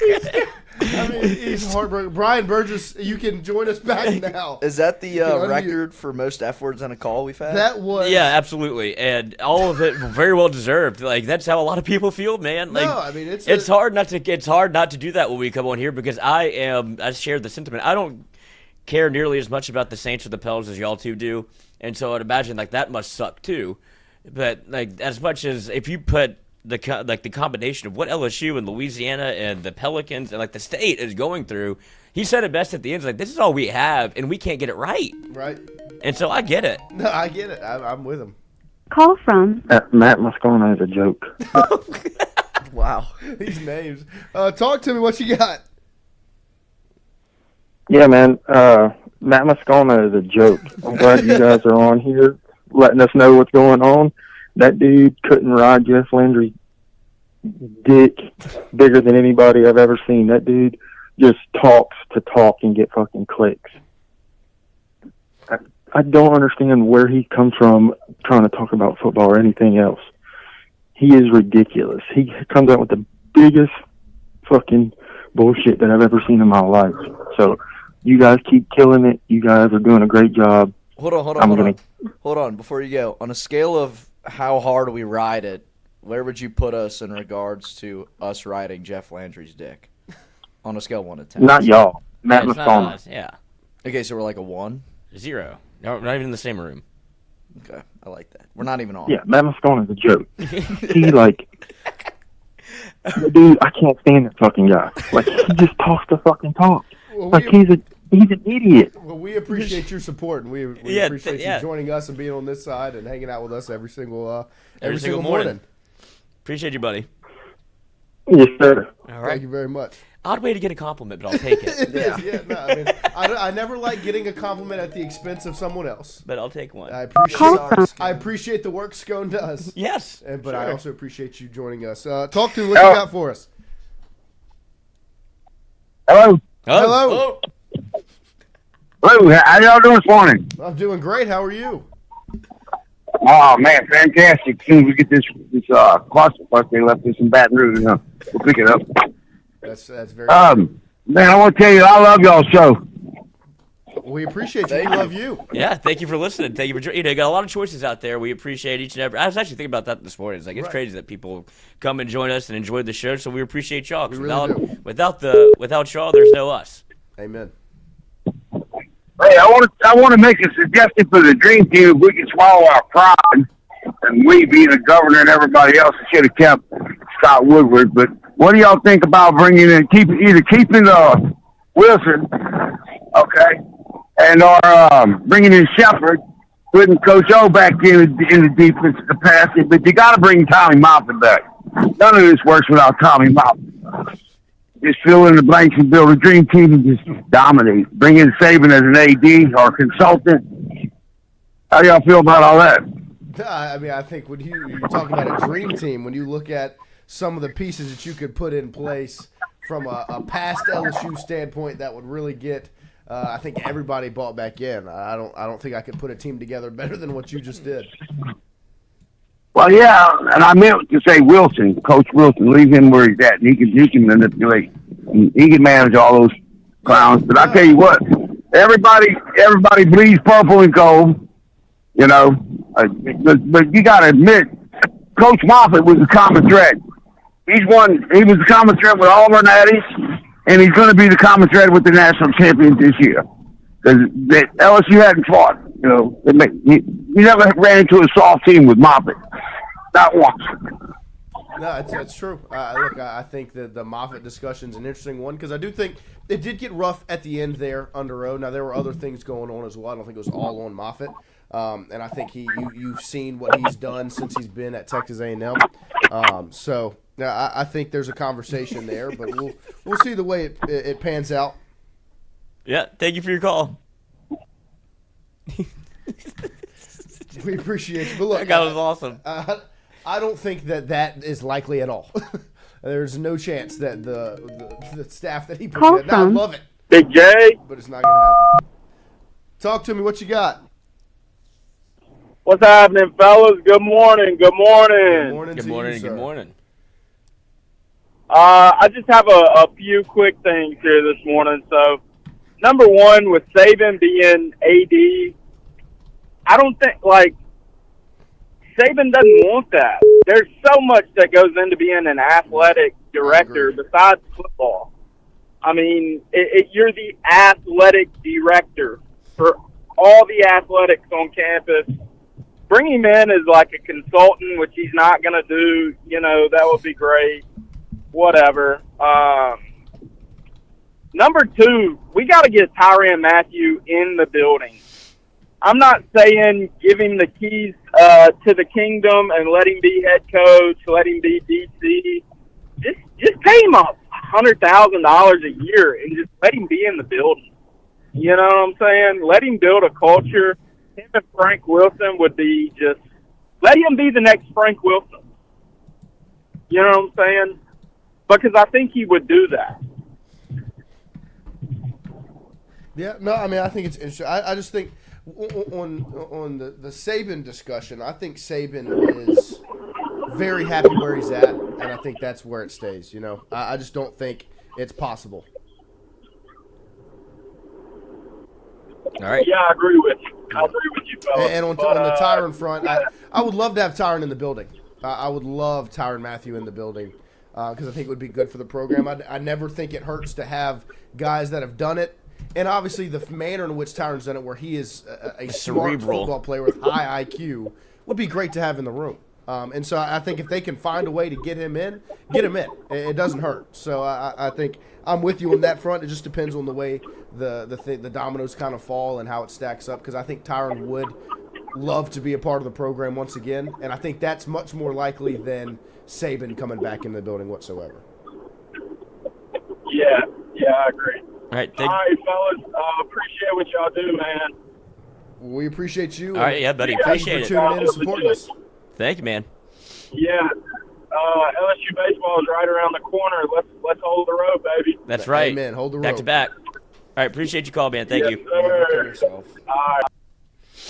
Yeah, look, What's interesting to me, real quick, hit me with it, is how quickly people are like, bring Tyrann Mathieu back to like LSU or make him a defensive coordinator or a defensive backs coach. Like, we have that sentiment about him, but when it becomes you can't hire a first-time coach, it's just because it's Tyrann Mathieu. Like, I don't care what it takes to get him here. Yeah, LSU can't hire a first-time coach. He's never even done the job. Right. And it's like, you actually have a guy that is a defensive coordinator in the NFL that actually wants the job. And you're like, oh, you can't hire him. Like, bring Tyrann Mathieu in. It's the amount of stock that people put into head coach versus, like, position coach. Right. The biggest difference, even though, like, the position coach is, pretty important. Yeah, I would love a staff with Kelvin Shepard, and if he brings, you can, that's what I'm saying about the dream team staff that the caller brought up. Like, play this game with me where, what if it was Tyrann Mathieu that was doing exactly what Kelvin Shepard's doing? Oh, it'd be a completely different dynamic. And it's just because it's Tyrann. Right. And the place he holds in our heart. Awesome. Talk to me. What you got? Well. The T stands alone. It's LSU week, boys. Welcome. There's so many ways I want to take this phone call, but hey, I don't want to stay here till 3 a.m. to don't fall asleep on this, Hunter Hall. Yeah, stay awake. Come on. Man, woke up with takes. Oh man. So you guys get to do your position group all week this week, break down everybody. Let me do mine real quick. Help us. So we'll start off simple with the quarterback, and we'll just say Alabama and Ty Simpson. Next, let's go to the running back room. And in order to be impartial here, I'm going to say LSU. And the handful of backs you guys got, and the young guy, hey, Durham, I think, better than anything we got. Wide receiver, y'all are going to agree with me here, but maybe you will after Saturday night. But I'm going to go Alabama with led by Jeremy Bernard, Isaiah Horton, Latavier Brooks, and everybody's favorite zesty boy Ryan Williams. I think we all know how much I like my wide receivers from Louisiana, but we don't have any this year. But it is what it is. And by the way, when Jeremy gets the ball in the backfield, 5-alarm fire. He's getting the ball. No doubt about it. Look for that. Anytime you see 5 in the backfield, he's getting the ball. Just look for that Saturday night. The offense runs through him, no doubt about it. Tight end, let's go. I got to say Alabama. Josh Cuevas, I'm afraid he's going to have 100 yards on Saturday with 2 tutties. You heard it here first unless it doesn't happen. That's right. Offensive line. You can take it. Do we really want to have this conversation? No, we don't. Because, I honestly think it's both teams' biggest weakness. We've played a lot of really good defensive ends over the last 5 weeks. The Tennessee group, the Missouri group, and obviously the Dylan Stewart group of South Carolina. And it's that speed rush that just eats them alive. Come on.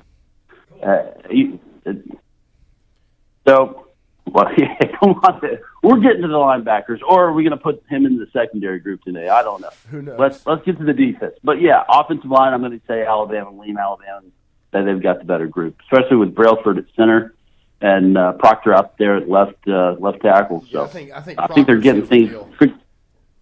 You could say 5 names. You're fine. Yeah. That's a first round guy for sure. So let's go defense. Hey, the Florida State game feels like a year ago, and a lot's been fixed, which, hey, that's good to see in today's college football. I feel like when teams have problems, it gets brought to the forefront. Nothing ever gets changed, and it's just a problem all year long. But I don't know how they did it, but they've done it, and the defense has definitely improved. I'll say Alabama's got the edge on the defensive line. And LT Overton and Tim Keenan, they're monsters. Get familiar with those names. I don't really like the Alabama 3-3 defense. And when they have two down linemen, it just looks like, man, you're asking the other team to run the ball right down your throat. And for some reason, it doesn't happen. But, hey, they're a top 25 unit, so they had 2 big runs against Vanderbilt, and they didn't give up anything to South Carolina, Missouri. Ahmad Hardy, he didn't really have a big day running the ball, but, I think they abandoned it. That's a different story for another day. But, hey, let's go to linebackers. I'm going to say, if Perk's in this position group, I'm going to give the edge LSU, but I think we're going to drop him in coverage a whole lot on Saturday. So I'm going to lean Alabama and say Alabama's got the linebacker edge with Justin Jefferson, Yaspier, and NHG. And then so you go to secondary, and I'll give you guys the breadcrumbs and say LSU. Yeah. So, special team. Let's just say Denny Ramos. Yes. It stays on. Got to leave the jersey on during. Well, we'll start off there. But yeah, it stays on, and I'm going to say LSU has that special team. So I think, according to my count, that's 6-3 Alabama. And hey, milkshake money Tide minus 10.5. Yep. There you go. I liked it better at 21.5. We can workshop it. We can workshop it. Yeah. Margaritaville. Yeah, no doubt about it. Hey, Tide coming off a bye week has pretty. I think DeBoer and his black hoodie coming off a bye week. I think he's got a pretty good record, especially at home. So I think the Tide gets it done and covers it in a big way. But hey, we made it to basketball season. Alabama has North Dakota tonight. And then we go to Madison Square Garden Saturday morning. All right. That's enough. Time. Hey. There you go. Hunter Hall, appreciate you. Join the Clone Zone. If you would join the Discord, we can apparently we stay up till 3:30 in the morning and talk ball and play and watch Begas play Rocket League. But there's your Alabama position group breakdown. Right there you go. Thank you. Yeah, I needed the information. I've watched him play once this year. Begas was streaming Rocket League, and I didn't know about this. Yes. Is this my fault? It is. It was in the Discord. It was fun. All right, that was a breakdown. Great position of Alabama. Breakdown. And Hunter, we're just trying to have some fun. We're going to go there and have fun. I think if I were Alabama, if I were Hunter Hall, what I would say is this game would have been written off had LSU not made any moves. Now that they have made moves, it feels like there's a renewed sense of maybe you can get one. Completely. Like LSU was deader than dead. It was buried under in the casket, no nail marks. We're Frankenstein now. Yeah, now it's like hand out the dirt. Yeah, and it's like watch out now. If they're because if LSU, they have the players. If LSU puts it to so that's why I would be a little nervous. Like it's not like they have bad football players. Right. If they figure it out. Garrett Nussmeier is going to be so relieved on Saturday. Yeah, I assume. He's heard. I would assume because he was not happy. So he has to be happier when you're depressed. Definitely happier. Yeah, he couldn't have been less happy. Right. So if it's even a 1, he's happier. No, if I'm Alabama, I don't feel anywhere close to half as good as I did 10 days ago. Right. Coming off watching LSU versus A&M. That was one of the lowest points for LSU. And so to look at that, if I'm Alabama, I'm like, they are dead in the water. Deader than dead. And so this is going to be a bloodbath. If I'm the Tide, you feel a little bit different with the team. Like I don't want to continue to repeat myself, but I look back at 2021 because I feel like the dynamic is so similar. Mm-hmm. Where you had a team that was the beyond fair. And I think this team is night and day more talented than what that team was in 2021. But you saw a team that came out and played on fire in that football game. And so I don't feel half as comfortable as I do if I'm Alabama. But I still think Bama should be favored and it will likely win the football game. But I'm excited to see the fight that LSU plays with. Because I think it will be different than what you've seen up to this point this season. Talk to me. What you got? How y'all doing, brothers? This is Lance from Lafayette. Lance, talk to me. All right. So, I don't know what caller it was earlier, but they gave a great comment, and Christian asked a great question. How much Jeff Landry dick do y'all ride? Has anybody answered that question? I have a feeling you're about to. No, but there hasn't been a caller yet? Okay. I feel like it wasn't because I'm not aware what Moscona was saying. Yeah, I really don't listen to him. So he was talking, I guess he was riding Landry, which I don't know how, whether you're a Democrat, Republican, I don't know how you can really look at this and say look, that was a good idea to fire Woodward, but whatever. Considering Landry has an enlarged clitoris for a penis, nothing wrong with that. I would probably say he probably couldn't get it in y'all butts. But my cheeks are but if clenched. He could, right. If he could, it wouldn't be far. No. Y'all, no. Not at all. It wouldn't even break the seal of how much y'all ride on Landry. And I appreciate this. I really do, because if there are sports shows or sports talk shows but Louisiana is very political, man. I haven't really realized it. It is in sports until I've always knew it until now, the power that the politics have. I think it was a great call. Yeah, I mean, whether it was Landry or not who made that call to fire. It was. No, not Woodward though, but Kelly. Right away. Oh. Whether that was all his power or not, that was a good move. Sorry, he needed to go. His fire kind of went out, and you could tell he didn't give a shit. That needs to go. Woodward didn't deserve to go. So I don't know. I'm glad y'all keep it pretty straight. There's no dick riding. At least from what I can tell. God, dude. And yeah, so I love there's no dick riding on y'all's part. Keep the dicks away. Thank you. Appreciate it. Thank you very much. Actually, that was an accident. Thank you for tuning in. Yeah. Look, I have tuned in to some of what Scone has put out, and I think he's done a relatively good job. And I appreciate all the positivity gone our way. But like I said, I don't want to do it at the expense of anyone else. Dude, he just made that so visual. I didn't even know what he was saying after a second. And so you look like you're post-coital. Why are you so relaxed? Dude, that was just an insane visual. It was. Health class. But and the phone lines are open. The phone lines are open. That's what happens. We'll let you go whatever way you want to go. But I do want to just say I think Scone has done a relatively good job from some of the things I've watched in reporting this. No, I mean there's a ton of flavors out there if you want to watch LSU content. Everybody can have there's a lot of conjecture out there as to not everybody should have a microphone. Whatever you don't have work for an ESPN or something like that. Right. It's you can give it a go and you can try. You can call in, but yeah, everybody does their job differently, and it's up to you what you want to consume. Yep, and we appreciate all of you that decide to join us Monday through Friday from 7 to 9 a.m. Because like we've said, since day one of starting Tingle & Co., it literally wouldn't be possible had it not been for y'all. Christian would be throwing out inflatables 7 days a week.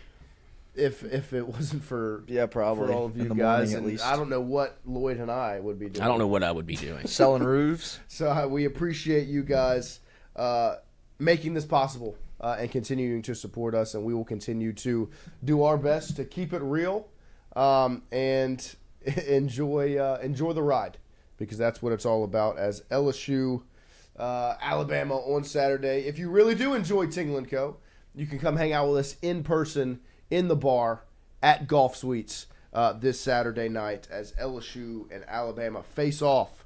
And I think this will be the first watch party at Golf Suites at night for a football game, because so far it's been Ole Miss, Vandy.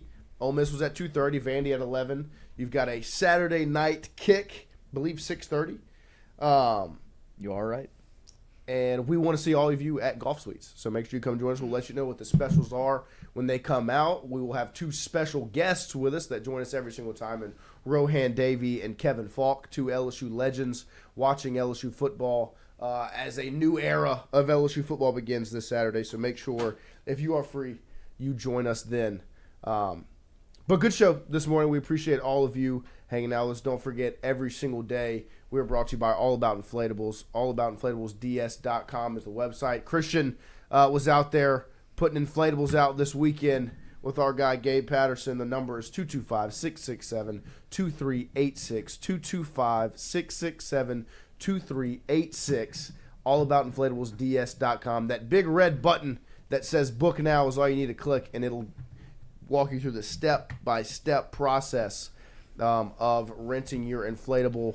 And you might even have Christian come and set it up. Yep. You might even get a special guest visit from our guy, Christian Cowley. You can even get a recommendation from me. I can tell you which ones are the best. There you go. They're all the best. And on top of that, if you are not interested in inflatable, but instead you're living in one of those neighborhoods that HOA requires some holiday lighting, or you own a business, or you just want some lights on your house, look into All About Holiday Lighting over on Facebook, or you can also just go to allaboutholidaylighting.com or call 225-276-0608 to get in touch with Gabe and his crew over at All About Holiday Lighting. They'll do design, installation, storage. You'll get a free estimate for residential or commercial. So if you want some holiday lights this holiday season, make sure you reach out to All About Holiday Lighting.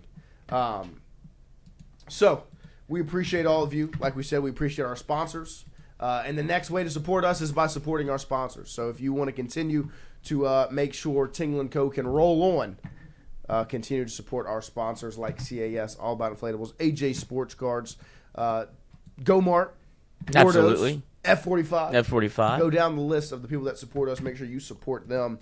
And always, we are live from our Southern Regional Medical Center studios here in Baton Rouge, Louisiana. Shout out to the team here at SRMC. Because Tingle & Co. can move mountains.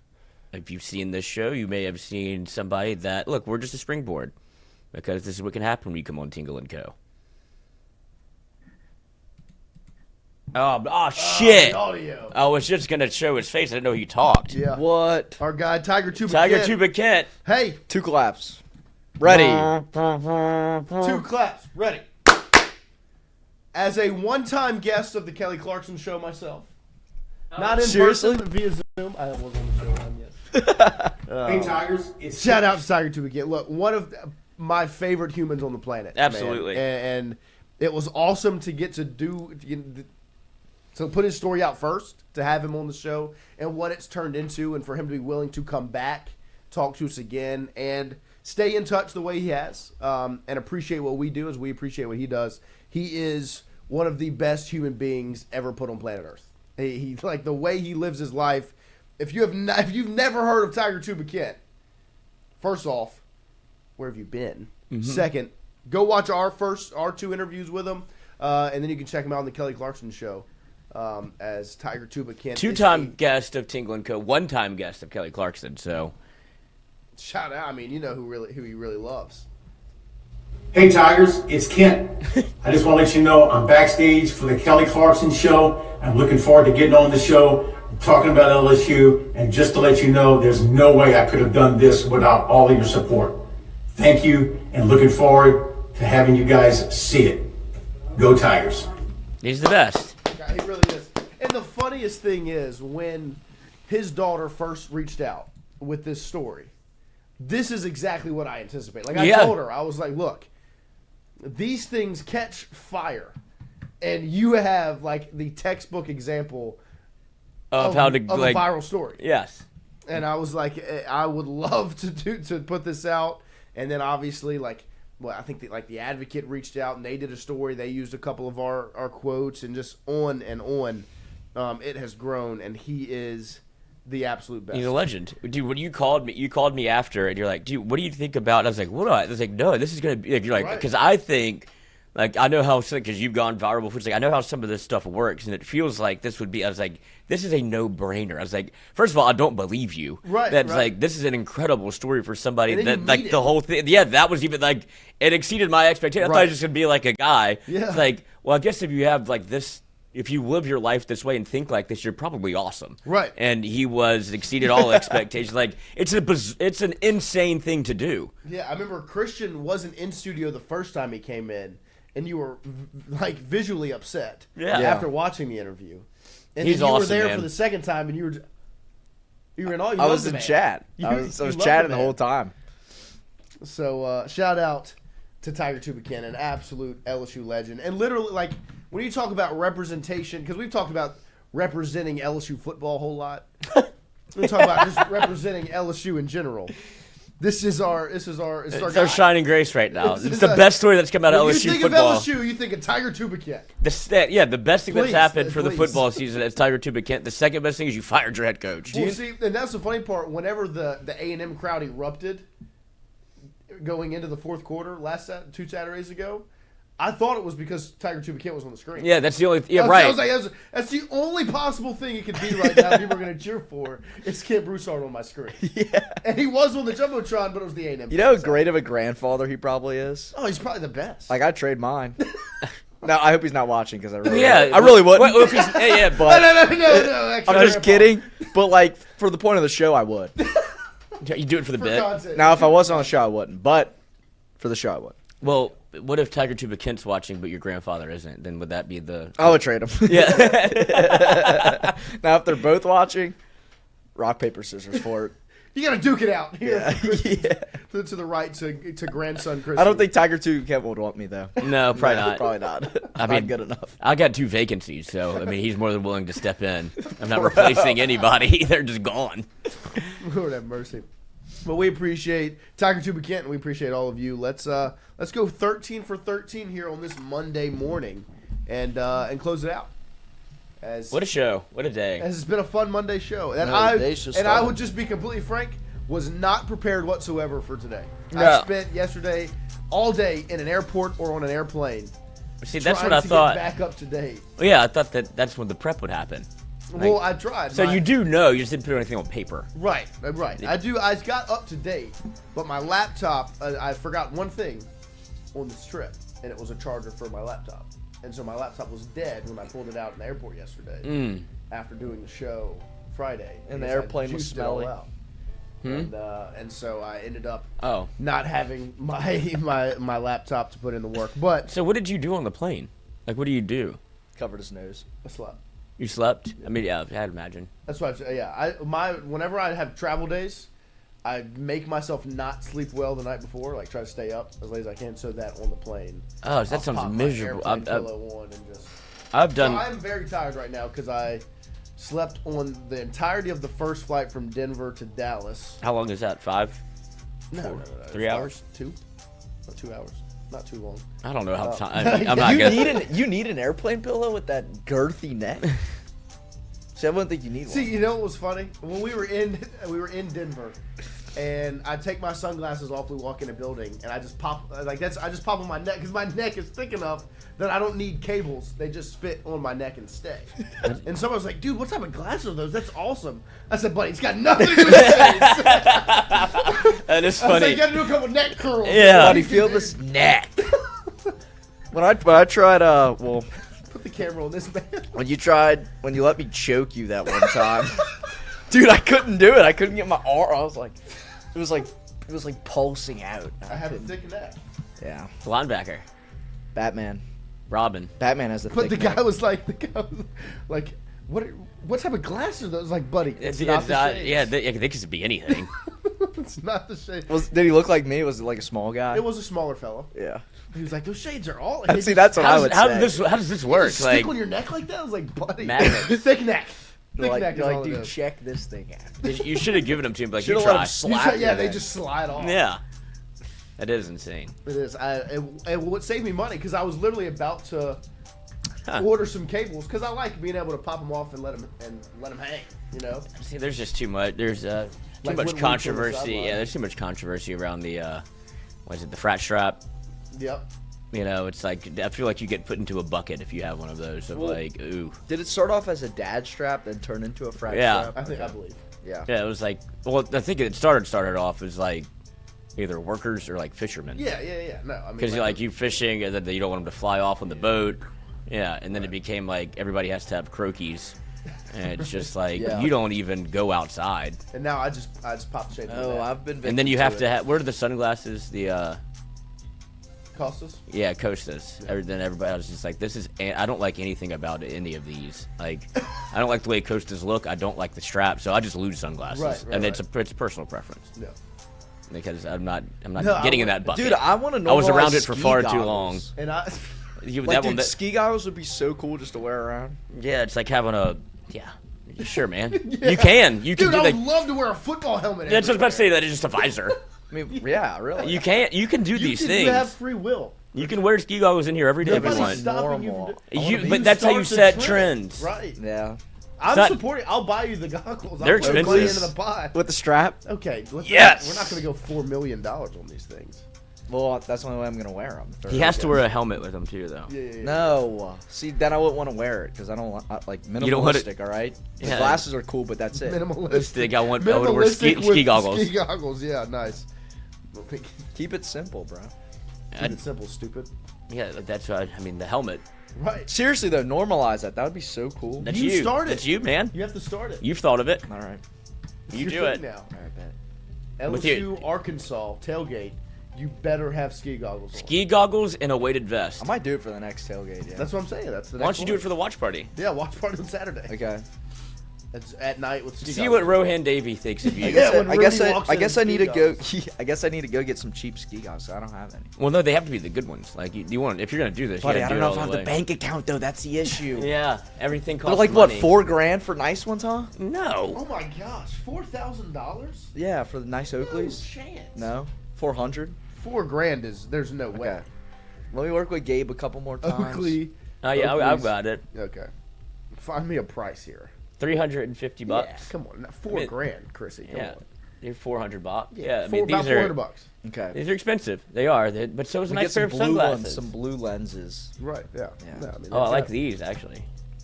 You Pop gotta, those on the screen. Let the world yeah, see. yeah. If you're gonna do it, this Christian, is what why I aren't would you do. doing pregame interviews with the Huzz? Because I'm scared of Huzz, Sabrian. Huzz scare me, dude. Christian went to an all-boys high school. Okay, he struggles in the real world. A little bit. There you go, Christian. That'll hide your anxiety. The blue lenses are sick. You would do better in the interviews if you had those on. Oh yeah, You'd feel so much more confident in I yourself. would do better in everything if I had those on. This is the key to your life. You know, Jonathan wears his glasses on the show every morning. Yeah, these are the ski ones. goggles. These are the ones. If you want blue, That's the move right there. The prison. because what you're going for is I would want a white strap. you can do that too. I'm sure it's customizable. Yeah, so you can customize. Like, see, I would go for this, but this is just me. Well, then you might as well just do it. Y'all both do it. This is what you No, I'm saying if this is my bit, If this was your I'm not bit. interested in doing this, but I do. If I were to go skiing, these would be cool. You already have your version of that with that mullet. That's right. And Yes. Then, yeah, I got my own thing going. Or yeah, I mean that's a layup. Yeah. Awesome. That's. I mean, bring God. that back. I mean, we're close. Get Rest in there. peace, Sean Taylor, but he was the coolest looking football player Oh, ever. he was. I mean, Tape the fingers, throw the visor on, eat your lunch. take your The life. punter can get it too. yeah. Between the lines, Anybody can get it. anybody can get it. All right, here we go. Let's see. We've got Trail mix. second chance points, fast break points, Bench points. bench points, and paint points.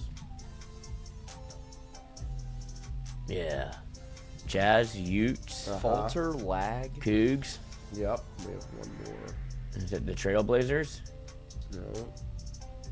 Cove, Ellen, Lag, Blank. I have no idea. Trail, falter, lag, drop Yeah, back. There you go. Yeah, good job.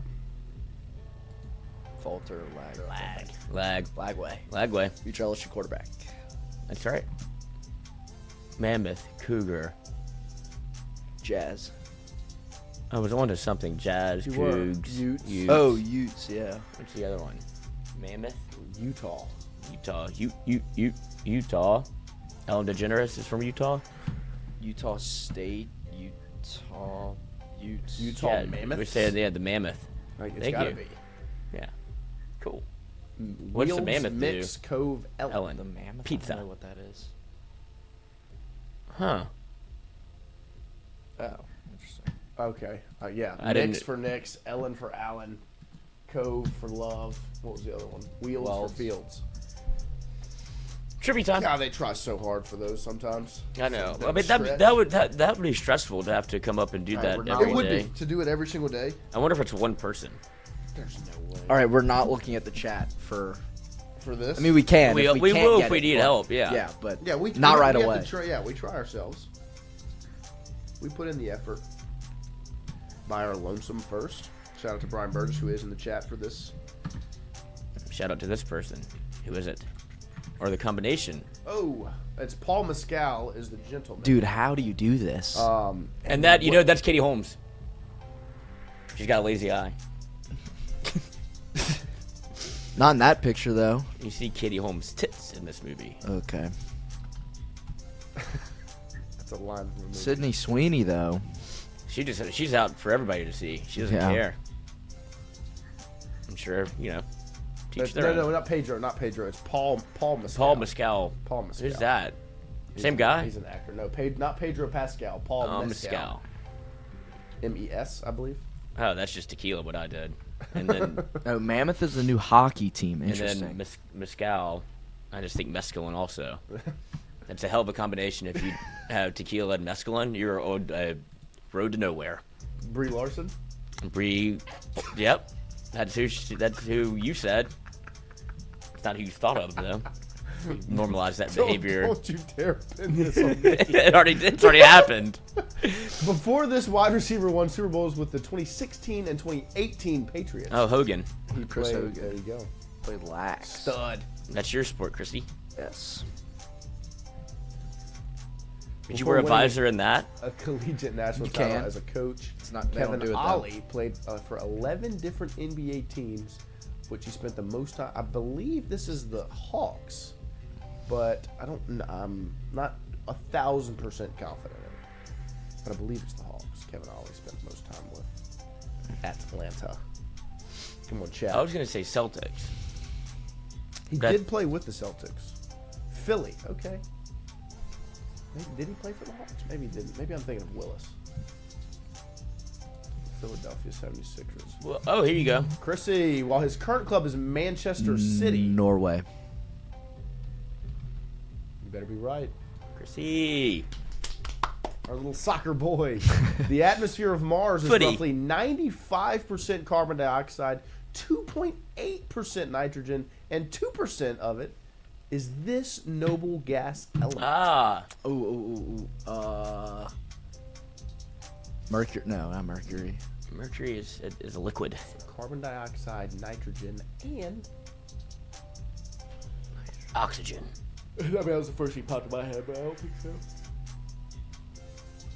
Noble. What are noble gases? Gas. I'm trying to think. Somebody will know. Noble gases. Phosphate. Argon. Argon? Argon. Is it phosphate? Is that an element? No. Are you thinking of phosphorus? Phosphate.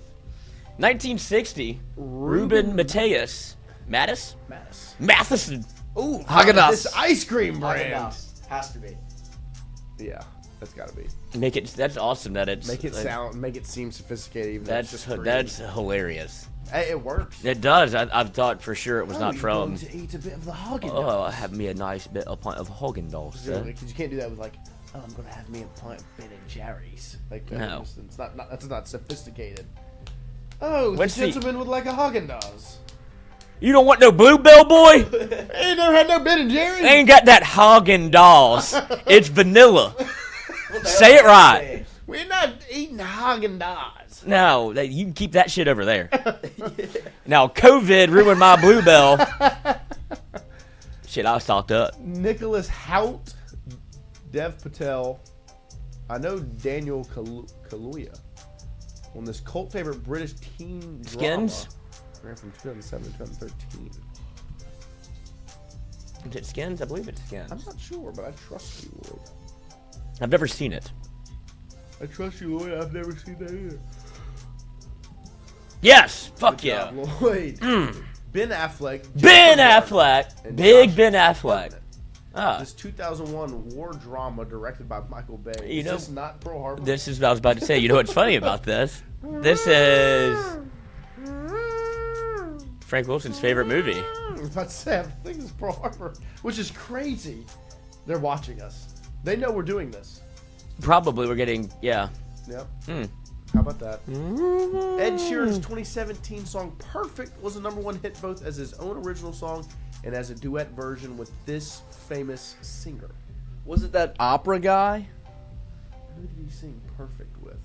Why can't I think of which one "Perfect" is? Sing "Perfect" for me, Christian. I don't know. I think it's this opera dude, is it not? That dude who sings... I don't listen to music. The guy who sings that famous opera song? Figaro, Figaro, Figaro.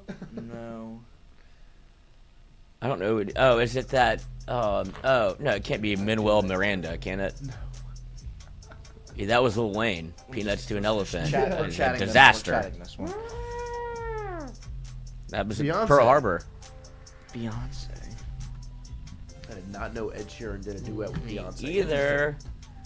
Interesting, very interesting. We appreciate all of you for hanging out with us here on this Monday morning as we get Alabama week started right. It's a crazy time. That's what I thought it was. To be an LSU Tiger and to be an LSU Tiger fan. But that means it's a great time to be subscribed and follow Tingle & Co. We appreciate all of you for making this possible. It's been a good time. It's been fun for us the last couple of weeks as much as it's been a hectic time as an LSU fan. It's been fun to report on it and to chat with all of you about it. And thank you for your continued support, your calls. 100%. The calls, the super chats, and just the normal chats. We appreciate it all. We appreciate all of you, and we'll continue to do our best to provide for you. So make sure you like, subscribe, share it with everybody you know so they can join the Tingle & Co. crew from 7 to 9, Monday through Friday. And don't forget to join us at Golf Suites this Saturday. We'll be back tomorrow morning, 7 to 9 a.m. Andrea Bocelli.